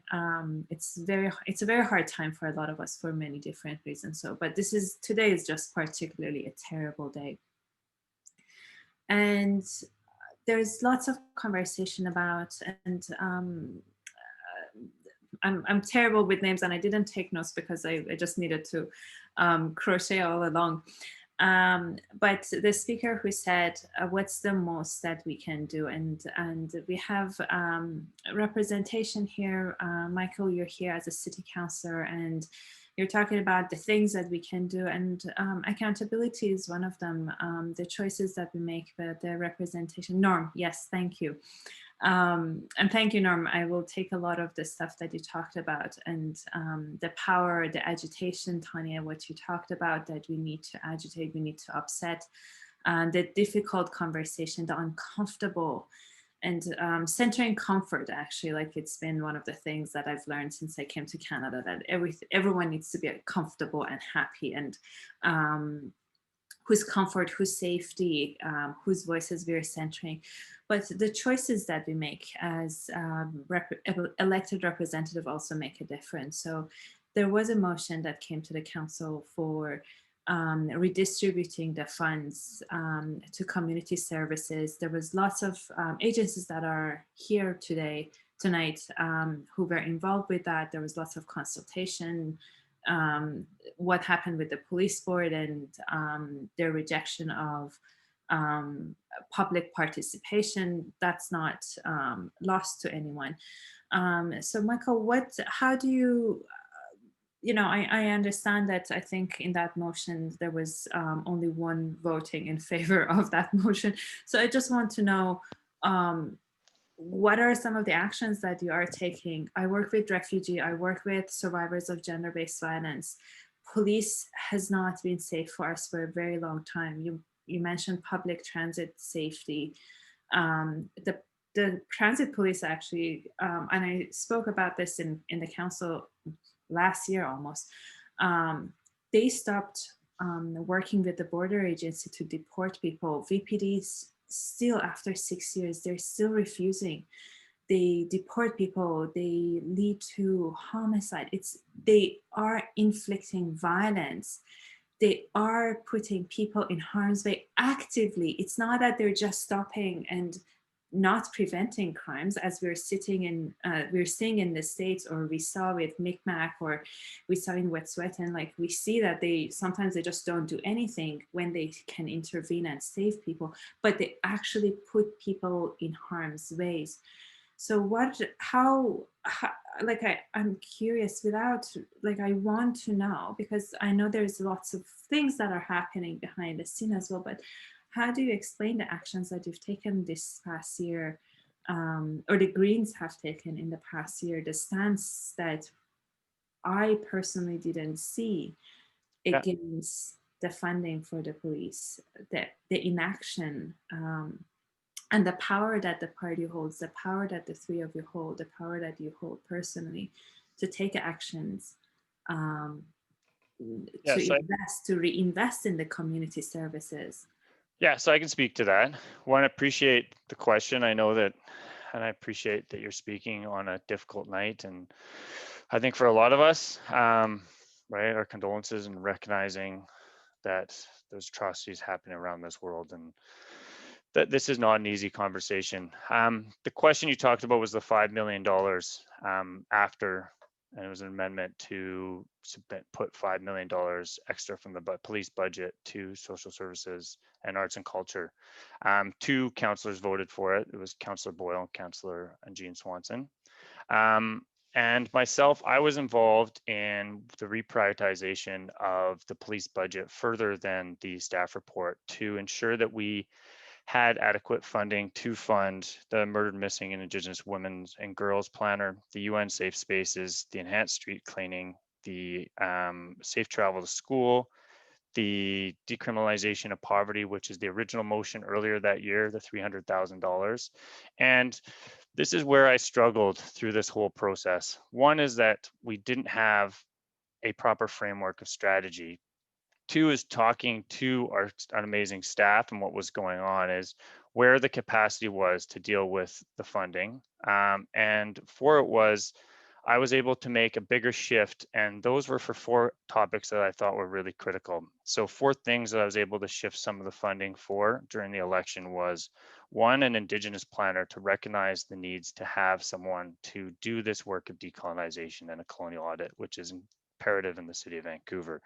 The second was an Office of Auditor General, which is to ensure that we have an independent party that's going to review our budget so that when next year comes along, we'll have a better opportunity, recognizing that COVID, this is the first year in I don't know how long that our budget actually decreased, right? Because we had a lack in revenue. So we had limited resource of funding, and we need a strategy on where to move that funding to. And so I wasn't comfortable with the situation and talking to staff of the capacity to deal with that funding without having a proper understanding of, we have people in place that are properly funded to deal with the situations we have in the City of Vancouver. The third one that I did was park cleanliness and safety. And part of that is we have some spaces in the City of Vancouver, and Sarah Blyth talked about it. Most of the spaces in downtown Eastside are closed. Wending Plenty Pool is really difficult to get to. Pigeon Park was blocked for most of it. Oppenheimer's been closed. And so it's really critical that we look at bringing in peer services to open up the shower program at Andy Livingston, to have people, to ensure that people feel safe using our open spaces in the downtown east side. So I was able to fund more funding for that. And the last one was the community policing centers, recognizing that the amount of volunteers we go and the amount of great work that our community policing centers do. And we do have someone that will be speaking to that later on today. So for me, it was a difficult decision. It's the reason why I put this motion forward, because of the amount of speakers we had through the year talking about public safety and well-being, and looking and recognizing that currently in the City of Vancouver, our public safety plan is embedded in the VPD. And I know that the VPD do a lot of good work. And I know that there's a lot of work that has been criticized, and we do talk about that. The issue is public safety is a concern of the whole city, and it's something that we need to recognize that everyone needs to be involved so that we can create the city we want, which is a community that is safe. And so for me, I'm looking forward to what we can do next year with the proper framework that we can look at doing it correctly, and understanding that we have organizations with the right capacity that can be there. And so for me, it was a very difficult decision. It was very stressful throughout this process. It was one I was uncomfortable with, and it was one that I made the decision to bring this motion forward. And it's one of the reasons why we're having this conversation today, so we can properly talk about what it's like to look at what the solutions are. And I really liked one of the conversations. I've had a lot of conversations this week on public safety, and a lot of the ones really talked about, we need to fund the police to do police work, but we need to fund organizations that can do the work that is needed, and we need to make sure they have the capacity, tools, training, and funds to get there. We can't defund social services. And so I will be advocating this year, and I'm going to be much stronger and louder than I have been in the past, recognizing that this stuff needs to change and our society needs to be safer because of it. Thank you so much, Michael. Thank you so much, Michael, for answering that question. Nazanin, thank you so much for putting your hand up, for speaking. I'm so sorry that you're experiencing this grief today. And I just want to take a moment and hold space for everyone who is experiencing grief right now, because we all are, whether we recognize it or not. Like, this is such a painful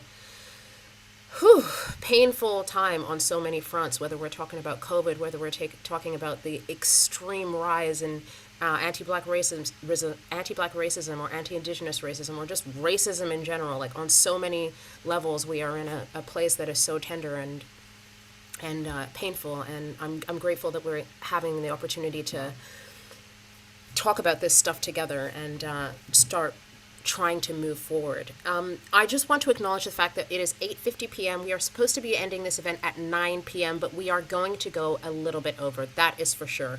We had lots of questions. Michael had to come and defend himself, so sorry. Took a little longer than we thought.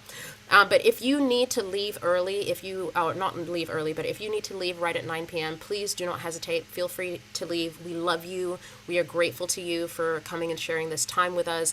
For those of you who are still able to spend time with us, we have 10 minutes officially of the program left, but we're going to keep the room open a little bit at the end for an opportunity to continue asking some more questions.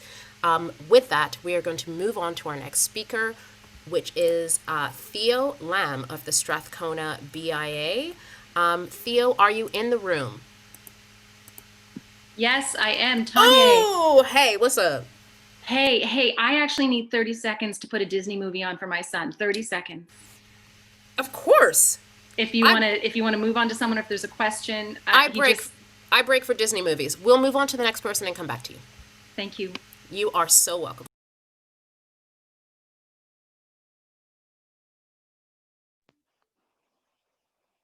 All right, so while we are waiting for a Disney movie to be put on, I'm going to invite up next Abir Yusuf from Vancouver Public Library, who is going to talk a little bit to us about the role that Vancouver Public Library plays in public safety.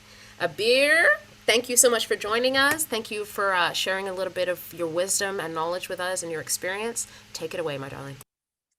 Thank you, Tonye. Just wanted to first say hello to everyone. Assalamu alaikum, everyone. My name is Abir, and I'm very happy that the Vancouver Public Library was invited to be a part of this discussion. I'll be incredibly brief because I do want to prioritize the voices of very important Black and Indigenous folks that have been taking their time and are speaking today. So I'll be very quick. I just wanted to share a little bit about how the VPL provides public safety. And we do this, I'd like to talk about three main points really very quickly. One is that we actually provide a space for folks who are homeless or who are in difficult living situations by offering a space for folks to come to access, obviously, as I would assume many of you have been able to access the library space to borrow materials, spend time, access the computers, literacy programs, all those kinds of things. And a critical point to note is that the library is obviously a space where you don't have to pay to be there. Sometimes it's as easy as having a space where you can go to use the washroom. So I do want to just note that the library does provide safety in that way, that it's one of the last remaining places where you don't have to buy something in order to be allowed to be in the space or to spend as much time as you want to. Obviously, I'm also talking about pre-COVID realities, not currently, because we obviously don't want folks to stick around for a very long time in the libraries. I did just want to note that libraries are obviously a lifeline for folks. They provide a lot of ways for folks to connect with other loved ones, to get assistance with a job, to learn new skills, to escape into YouTube if you'd like for a couple of hours. You can like attend a free program, you can learn something new, you know, all of those things. The second thing that the library provides, which I'm very happy to chat about, is that the library provides programs for young children and that help prepare families that for school. So that's another really important thing. If you are, as we know, a lot of folks have talked about the affordability piece in Vancouver and being here and what that means and looks like. And the library, again, once again, provides important resources that folks can address and use to be able to access materials and things at home. And I do just want to speak a little bit to that as well, that Vancouver Public Library and all libraries offer free programs that help develop early literacy skills to fill in gaps for families who can't afford other programs for children, to encourage reading and provide the tools that research shows leads to success in school. The library delivers 6,000, is that right? 6,000, okay, 6,000 early literacy programs for kids in a typical year. And of course, during COVID, some of this programming has obviously shifted online. And I am very happy to let you know that obviously hundreds of folks attend these sessions, and if you haven't had a chance to check them out, there's beautiful little story times that happen as well. I have found a lot of comfort in them, and I'm an adult and I don't have children, so they're also good entertainment if you're an older person too. I do also just want to share that story times in branches on normal days, like outside of COVID times, can also have as many as 30 to 60 young children and their caregivers learning and making connections, and they lead to better overall wellness, contribute to the sense of social safety, and they help kids be successful in school and in their life. Last but not least, it also we help create a vibrant neighborhood. When we talk about what makes a neighborhood, I know that many discussions I've had with community members, they often talk about how much they love going to the library and how much the library contributes to a sense of being and belonging. And specifically on that, libraries create busy neighborhoods which help draw economic activity around themselves. The Central Library downtown normally sees 5,000 people a day, and any other branch in Vancouver typically welcomes 100,000 folks in a year. It adds up to about 6 million visits to the libraries in the city every year. And places with people are safer places.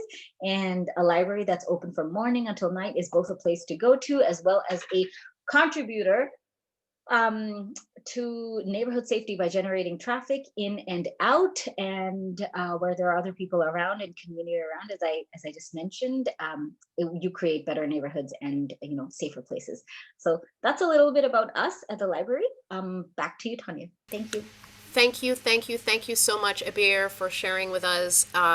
What most people don't recognize is actually a response to harm in our neighborhoods. Libraries are so essential. I was having a conversation with somebody the other day who was telling me about their mom when they first immigrated to Canada, and how they would spend from morning until night at the library. Just where else are you going to go? It's a safe space. You got internet. You can call your family members back home. So thank you so much. We need, yes, I see a chat in the, a message in the chat from Dania that says, thank you, Abir. Public libraries are essential safe spaces for homeless youth. This is absolutely true. Okay, so 8:57. I am going to pass it back to Theo Lamb, who has successfully put on a Pixar movie for their child. So now we have them for a few minutes. Theo? Thanks, Tonye, and thank you everyone for your patience while I put on a movie for a little boy who's up much past his bedtime. My name is Theodora Lamb, and I'm the executive director of an organization called the Strathcona Business Improvement Association, or a BIA. Now, some of you may have heard of a BIA. There are 22 of us in the city of Vancouver. We are nonprofits, and all of its EDs and COs are nonprofit leaders. And together we represent over 26,000 businesses across the city of Vancouver. So, you know, that's a powerful voice when the 22 of us come together to advocate on behalf of our businesses, and that is exactly what we are set to do. I'm governed by a board of business owners and property owners from my community. I am responsible for a district of 44 city square blocks. We are the second largest BIA in the city of Vancouver. And Strathcona is often, we're often in the news lately. And I have been in the news with several folks in this meeting and on this call, and we sometimes find ourselves on different sides of a story. I think that's important to say. Myself often representing the voice of business and the concerns and challenges of businesses in this city. A little bit about that. So, you know, we all, well, many of us, most of us will pay property tax in one form or another, whether it's passed on to us from a landlord or it's something we're responsible for a piece of property we own. Businesses pay 45% of all property tax across the city, but only represents 7% of the properties. So I'd like to give you that figure just to show you how much your business owners are carrying on behalf of the city that relies on, you know, clean water and sanitation. BIAs were formed in the 60s as a reaction to shopping malls. Not a lot of folks know that. These shopping centers were popping up and creating internal communities with back-end services under one umbrella and one cost. And so these different merchant associations and BIAs formed along main streets, which were a collection of businesses coming together to work together in community to provide, you know, support and create a thriving economy for a residential community around them, and to make sure they could stay afloat. And the BIA model was born out of that. And there are different pillars to a BIA model, one of which is safety and security. There's also beautification, placemaking, lots of different areas we focus on. All of us, all the businesses we represent are committed to thriving local economies. And I can absolutely tell you when our communities are healthy, it's better for business. It's better for everyone. And so this is a very relevant conversation we're having right now. And I know we might not always find ourselves on the same side when it comes to these bigger stories and these bigger issues. And one of the things I like to say is when, you know, it comes down to it, we might not be able to agree on 90% of what's on the table, but it's the 10% as social service organizations, agencies, businesses, municipalities, political leaders, it's that 10% that I like to focus on. There's so much I could go on to talk about how businesses are doing. It's pretty tough out there right now. I think it's about to get worse, and that is related, of course, to COVID. In addition to all the external pressures that businesses have been facing in the city for many years, I think. Oh, I'm still talking, love. Just give me a few more minutes. He's just asking for food. I've got apple. I think, Tonye, I'll close. I'll just close with an example of what a BIA might do with regard to safety and security in a community. There's an intersection in Strathcona. If you live in Strathcona, you might know it. It has a bus stop on either side, on the north and south side. And it's an intersection we spend a lot of time on. There's bus stops, benches there. And for a few years now, it's been a source of a lot of tension and conflict in the community with the businesses who operate there, the residents who move through there, and community members who spend a lot of time at this intersection, sitting on the bus stops during the day. There's a local liquor store, there's a pharmacy, and then local shops, community center, schools. You know, it's a full kind of ecosystem of a community and neighborhood. And one of the, can you close the fridge, love? You know, a few months ago, some of my members came to me saying they had just hit their limit when their employees started coming to them saying they wouldn't come into work anymore because they didn't feel safe moving through the community through their doors. And I understand that. I understand how hard that is and how complex that situation is.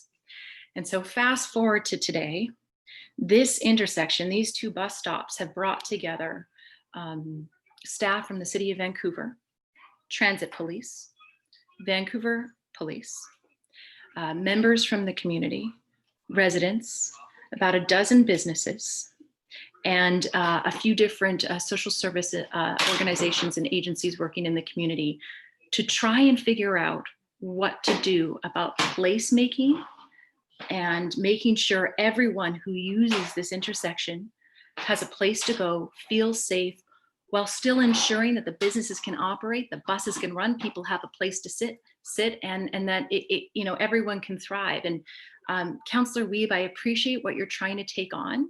It will take, if I use this example of a story we're using right now at this intersection, it will take tremendous financial support.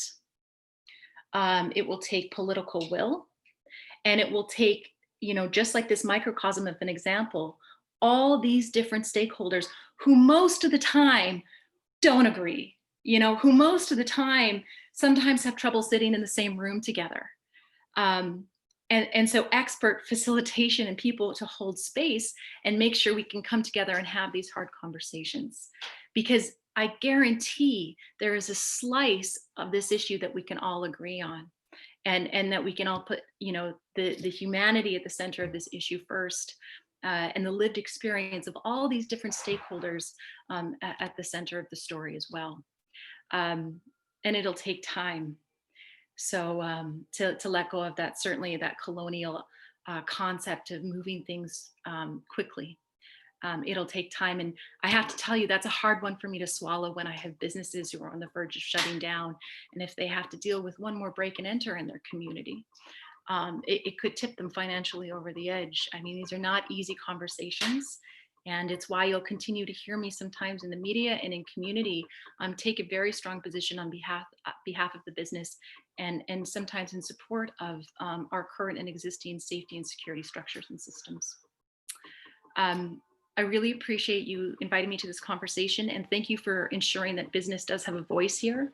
And I hope we'll continue to be in these hard spaces together and to feel that tension and heat together. And I do believe we can move through together slowly and with intention. Thank you.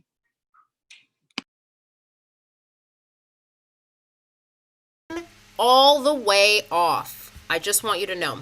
I do see a hand up. We are really very short on time. So Celine, I'm gonna give you the opportunity to answer your question, but if you could keep it short and sweet, that would be so helpful to me. Thank you. I will be short, and this is directed at, thank you very much, Theo. I really appreciate your contributions here. And this is in some way connected to my earlier question and to Councillor Wiebe. I appreciate that you're concerned about the burden that the businesses are carrying with the taxation in Vancouver. But Vancouver literally has the lowest residential property tax rate in Canada. In fact, in North America by over 50%. And it's one of these things that, once again, if we're coming back to, we know what the problems are, but we're not comfortable with what the solutions are, then how do we square that circle? How do we get past that impasse? And this, I guess this ties into something I want to ask. How much of what we think of as public safety is just inertia, or that's how things have always been, when they really have not? How do we get past that? And instead of like putting all of our focus, energy, time, and everything we have into the most 10% that we can come to, instead of like addressing the bigger systematic things where we know what the solution is, but aren't comfortable with the implications. Do you have a business perspective on that? Thank you. I have a business perspective. Great question, Celine. Thank you.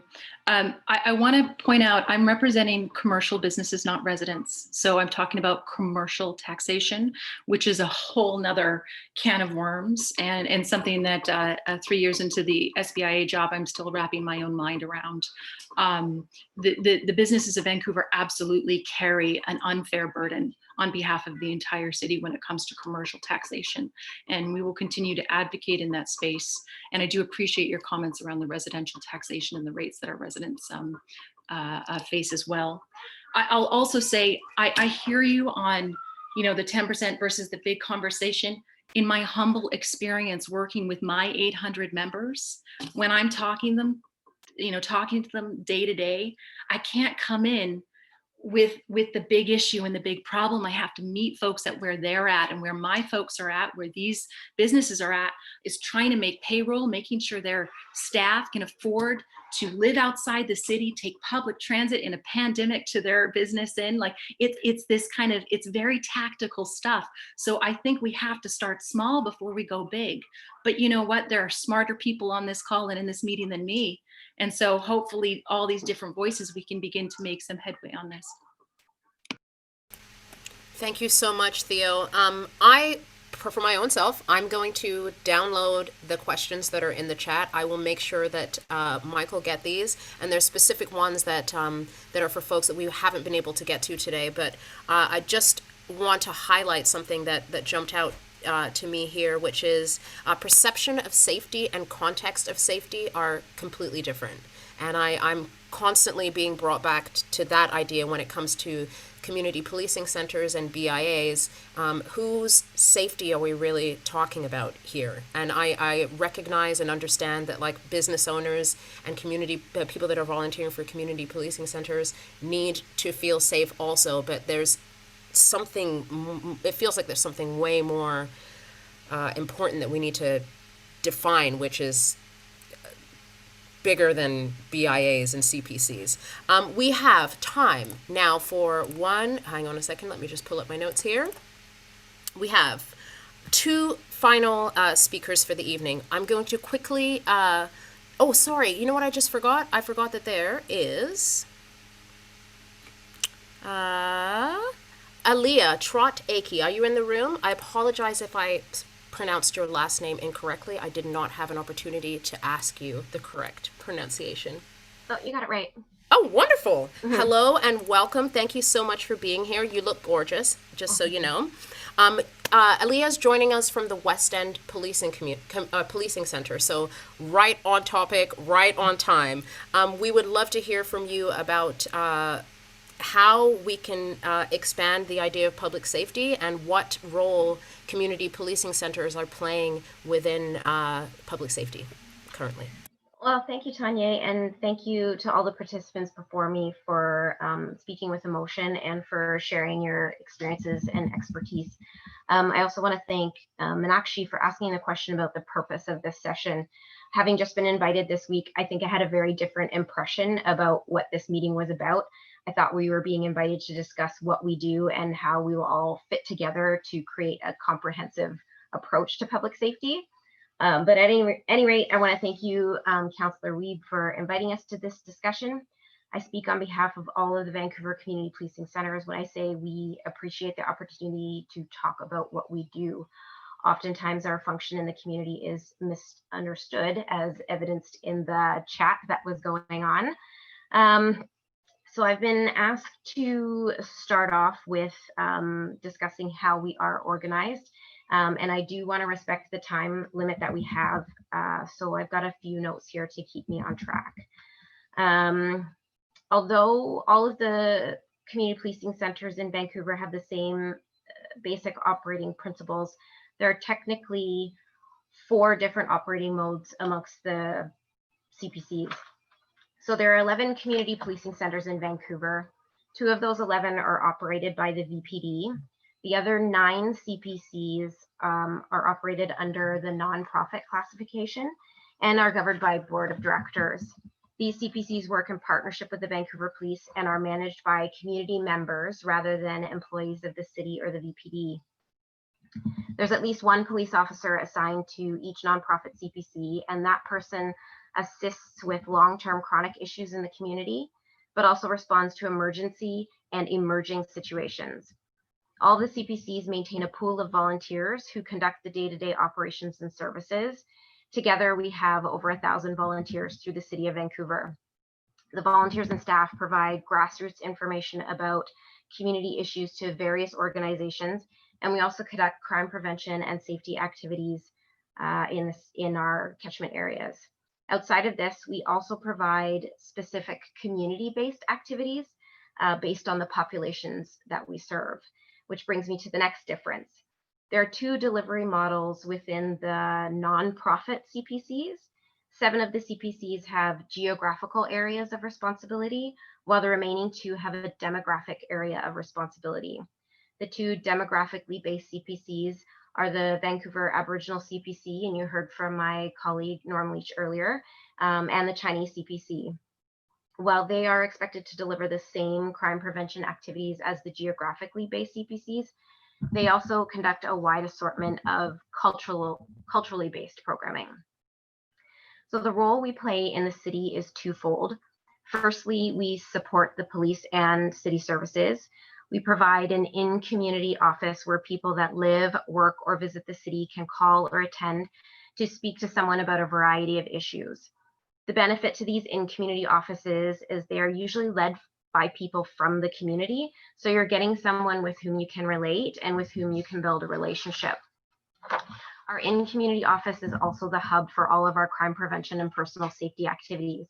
Our activities range from education-based presentations to non-law enforcement activities, to community enhancement undertakings, to fun and social endeavors. The thing to remember about our programming is we do not enforce the law. If a community member comes into the office to report witnessing an activity that is troubling to them, if we have the manpower on duty, we can certainly go and observe that reported activity. But if it's illegal in nature, we do not take any action. We call for police involvement just like any other person would if it's necessary. Now, in some circumstances, staff or volunteers may engage with the offending individual, but again, it's not in an enforcement capacity. It could simply be a brief health check conversation, or it may be a matter of reminding or advising the party the activity in which they are engaging in is against a law or a bylaw. And secondly, we support the residents and the community at large. We all have relationships with and support other organizations in our catchment areas. Each CPC has its own unique relationship with community centers, neighborhood houses, food banks, demographic specific organizations, schools, the business improvement associations. While I can't comment to the relationships for each CPC, I can tell you that my CPC in the West End supports and provides various programming and activities to seniors, new immigrants, the business community, low-income individuals, young children, and families in the West End and Cole Harbour. As I mentioned earlier, the community policing centers deal with a wide assortment of issues, notwithstanding one of the most important being struggles with operational costs. As all of the CPCs receive the same amount of funding despite the neighborhoods in which we operate and the basic costs of doing so. Much of our senior management time is spent securing additional funds to cover the expenses that are above and beyond the allotment from the VPD. So on behalf of the CPCs, I would like to thank you again, Councillor Wiebe, for your amendment to the city budget to allow additional funding for community policing. For some CPCs, they will be able to expand or enhance their current programming, and others will be able to create new initiatives to address emerging needs in their community. And for the rest, they can stop worrying about what cuts are needed to ensure overhead costs are met and concentrate on reinstating activities that are downsized or replace aging equipment and supplies. Lastly, one of the things that you asked me to touch on was if we had any gaps that we saw in the city's public safety infrastructure or any goals that we may have for public safety moving forward.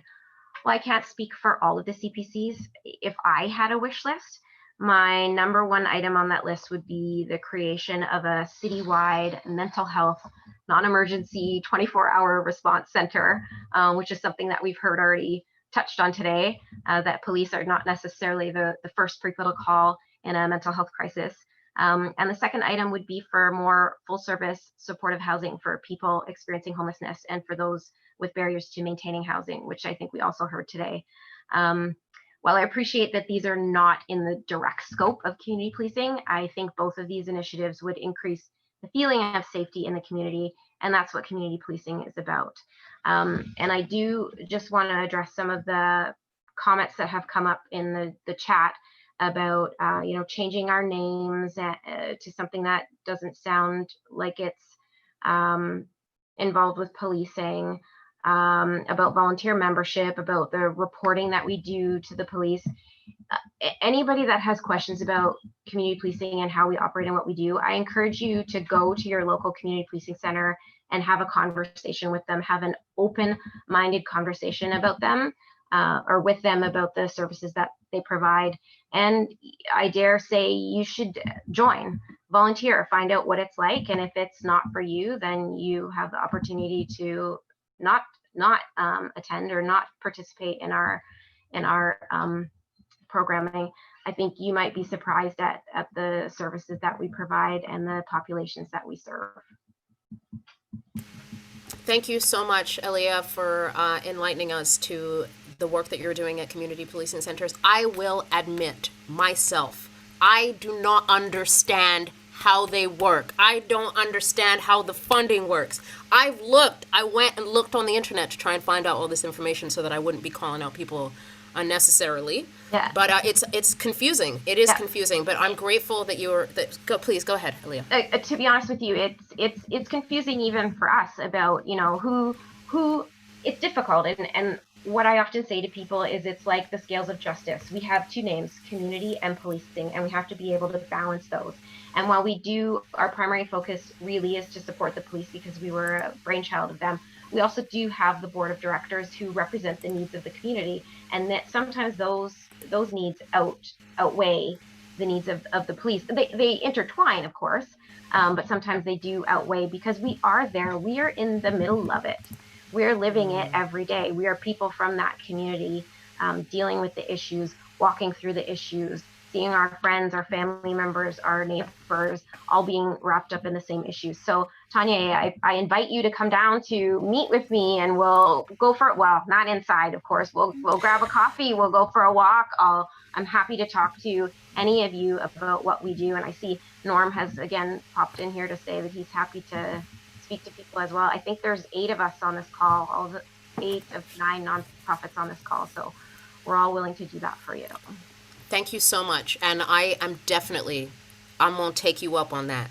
Okay. We're going to have a virtual coffee first. Okay. You'll explain to me how CPCs work. Sounds good. And then I'll come and visit you sometime soon. I just want to say that we are at 9:20 right now. I see a raised hand in the chat. It's Karina. I know it's going to be a zinger. Karina, if you can make it 1 minute or less, I will give you $5.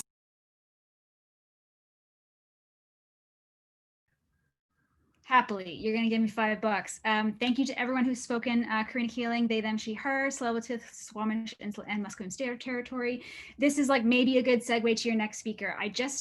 With regards to this balance between community and policing, it's not just about the questions that are coming in the chat and for other people. It's not just about the semantics. It doesn't seem like it's just about like, oh, it's a vocabulary problem.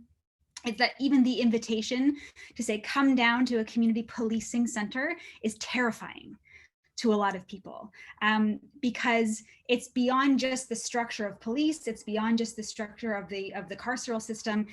It's that we are living in a culture where the automatic instinct is to police each other. And so for the people who are critiquing community policing centers, I think critique is really valuable, but both for the person who's just speaking, thank you for everything that you shared, because it helps shed a lot of light on it, but also for the next speaker, just like this idea of like, for both of you and for everyone in the room, how can we move beyond critiquing this, not just the structures and the systems that hold power, but actually asking the questions of how are we policing ourselves, and in what ways are we policing each other, and moving automatically to pointing fingers and judgment and looking for ways that we can incarcerate each other in one way or another. Do I get the $5? You get $55. That was excellent. And I think that question doesn't require an answer in this moment. It just requires each of you to hold it and think about it as you do your work, because these are the conversations within our networks that we're having. How can we stop policing each other? How can we take responsibility for our community and provide safety ourselves?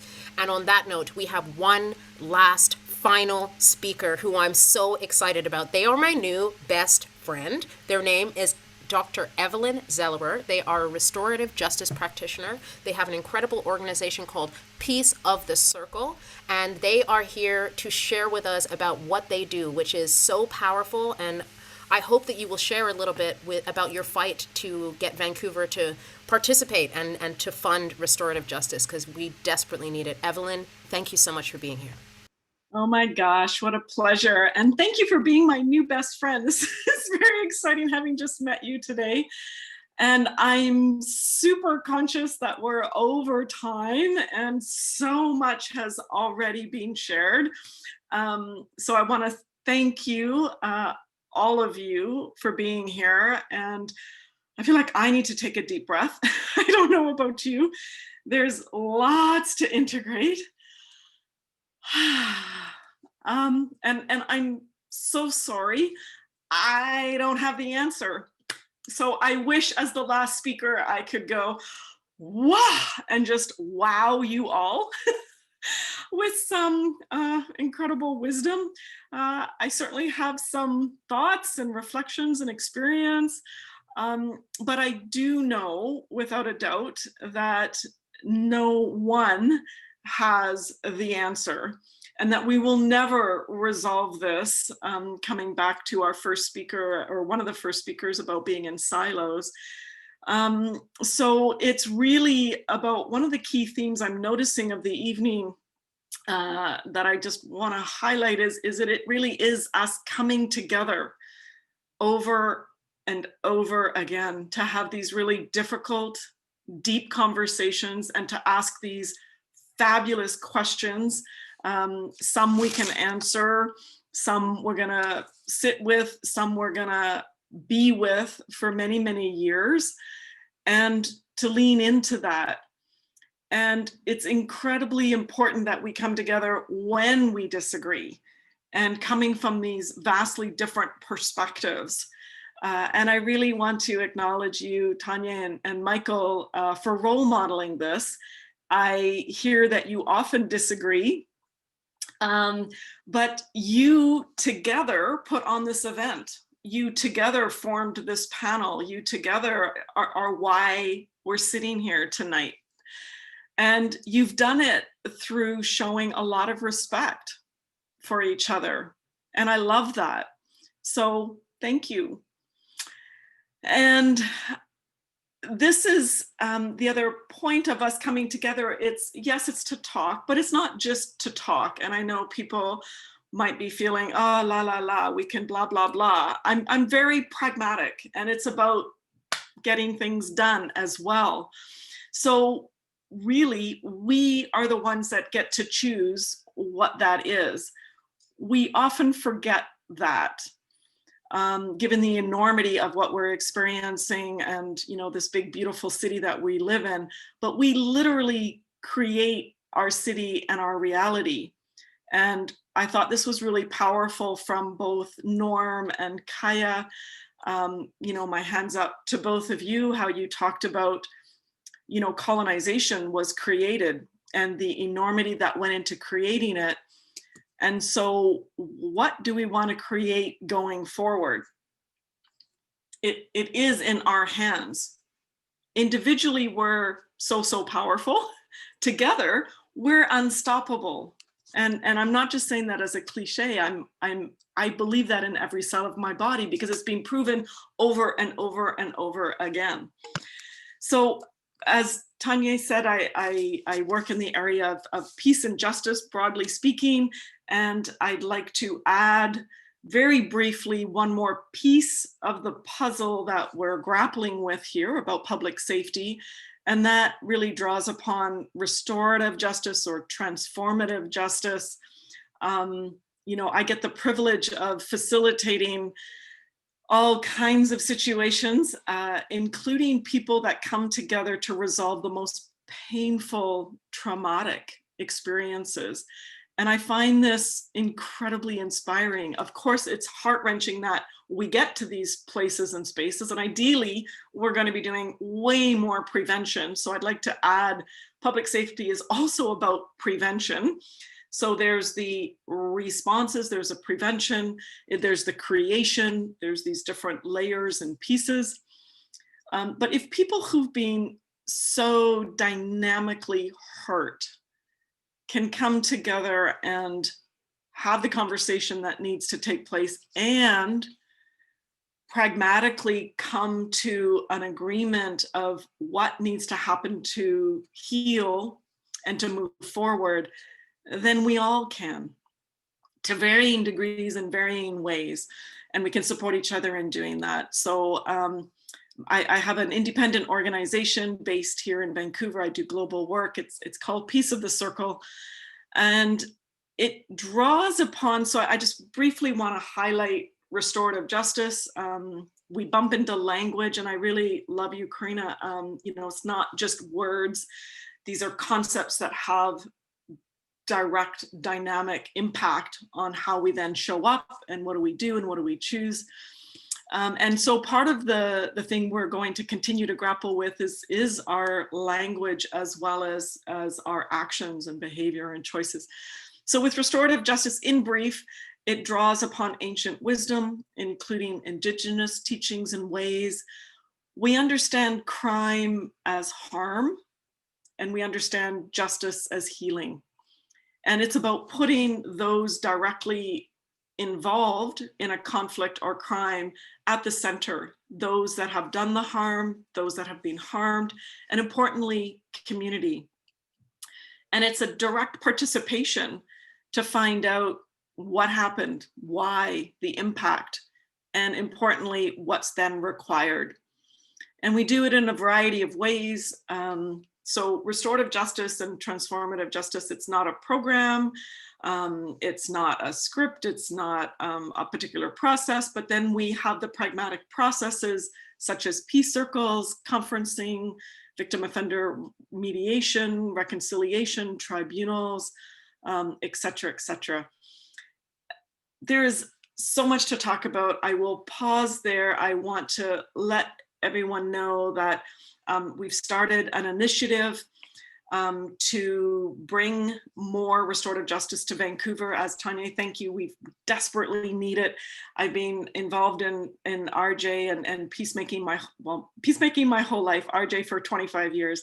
Vancouver does not have a community-based, resourced restorative justice program. Every other municipality around us does. And this is something that really needs to change. And so we've begun an initiative to bring together a very diverse, multi-stakeholder group, which we're now in the process of meeting and forming and reaching out. If you're interested, get in touch with me. And it's to create this group to learn together, to vision, and then to create more justice that is more restorative and more transformative in Vancouver. Lots of questions to grapple with as a group. My website, I don't know if you can toss it in the chat, but it's pieceofthecircle.com, as in peace. Feel free to get in touch, and I'm happy to answer questions. And I'm thrilled to see some of my wonderful colleagues here as well, who are also doing incredible work across the city. So we have everything we need. We have the wisdom, we have the abundance, we have the land. Thank you, Norm. I love listening to you, and I loved how you honored the land so profoundly. We forget that it's conscious. You know, we have indigenous peoples who've been here, as Kayah so beautifully said. I love you, Kayah.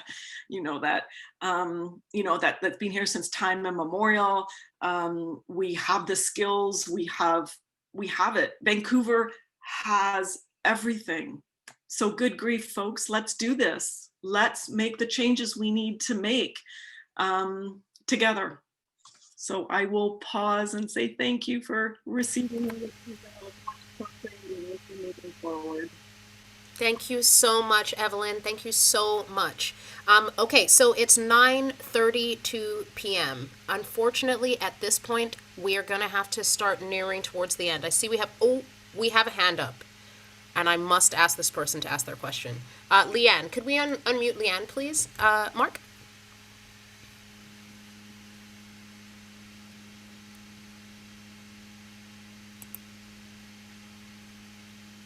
Hi, sorry about that. I'm just going to try to get my video on here. There we go. Hi. Hi. Hi. Thank you so much, Evelyn. I just, my quick question was, so I work as a frontline worker in the downtown east side, and a lot of what I'm doing my work with my people is just really trying to avoid bringing the police and avoid bringing the formal justice system into the conflicts that people have with each other. So the initiative that you're developing, that you're working on in terms of transformative and restorative justice in the community, is that only accessible through the formal justice system or for anybody? Can any of us? Okay.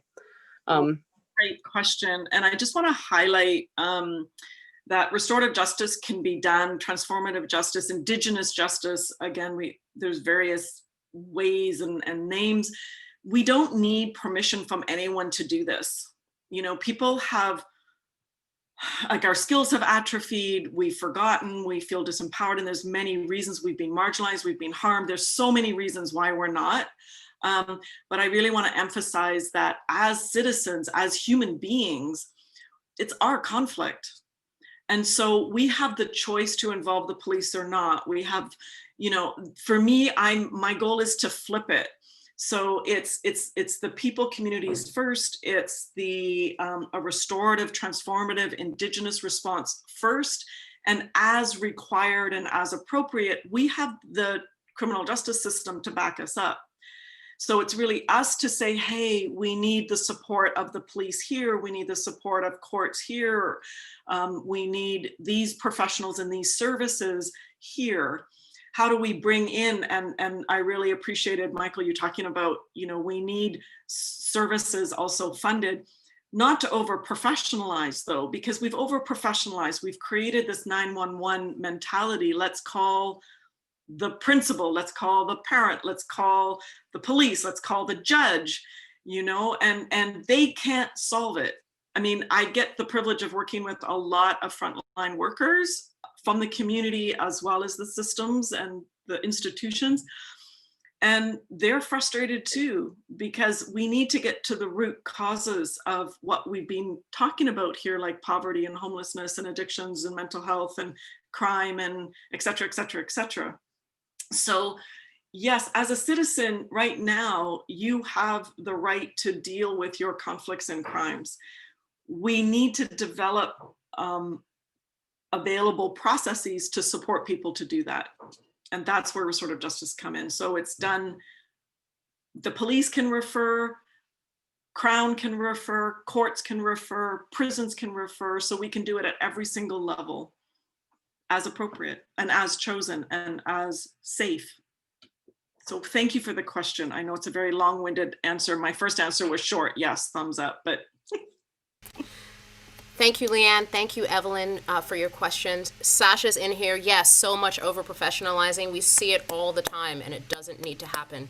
I would like to pass it to my good friend, Michael Wiebe, my new other best friend, Michael Wiebe. He's going to take a couple of minutes to share about this public safety motion, how you can support it, if you would like to support it, how you can provide more feedback if you would need to. Michael, take it away. Yeah, first I want to thank all the speakers. I think Dr. Zeller, that was a great kind of finish. I think all the conversations and questions, what we're seeing in the chat, I really appreciate people respecting the space. Obviously, there's so much more dialogue to happen. Obviously, this conversation is continuing. There is a motion being brought forward. It will be at the first council meeting to talk about public safety. There's an opportunity for people to sign up and be able to speak in front of all of council and the mayor and the public. That will be not this week coming up, but the week after. So make sure if you do want to speak to the motion, you sign up in time. And the goal is that's a great time to speak your truth. I don't think this is a motion to talk about support or not support. It's really about how do we get in this together? How do we have the tough conversations? How do we find the middle ground to ensure we're looking at public safety and well-being for everyone? If you have ideas or things you want to see involved in it, please email us. We'll be sending out an email so that people can get more information, some backgrounders on some of the stuff that happened today. There's a lot of groups that are wanting to see some of the questions, so we will be sending questions to Vancouver Coastal Health and others to ensure we can get good responses, because this is something that's larger than just the city, but it's a conversation we want to have at every level of government, and one we got to make sure we advocate completely as a community. So again, thank you everyone. Tonye, do you have anything else? Yes, I do have something else. I love you all Perfect. very much. You're beautiful human beings. Thank you so much for coming and participating in this conversation about public safety.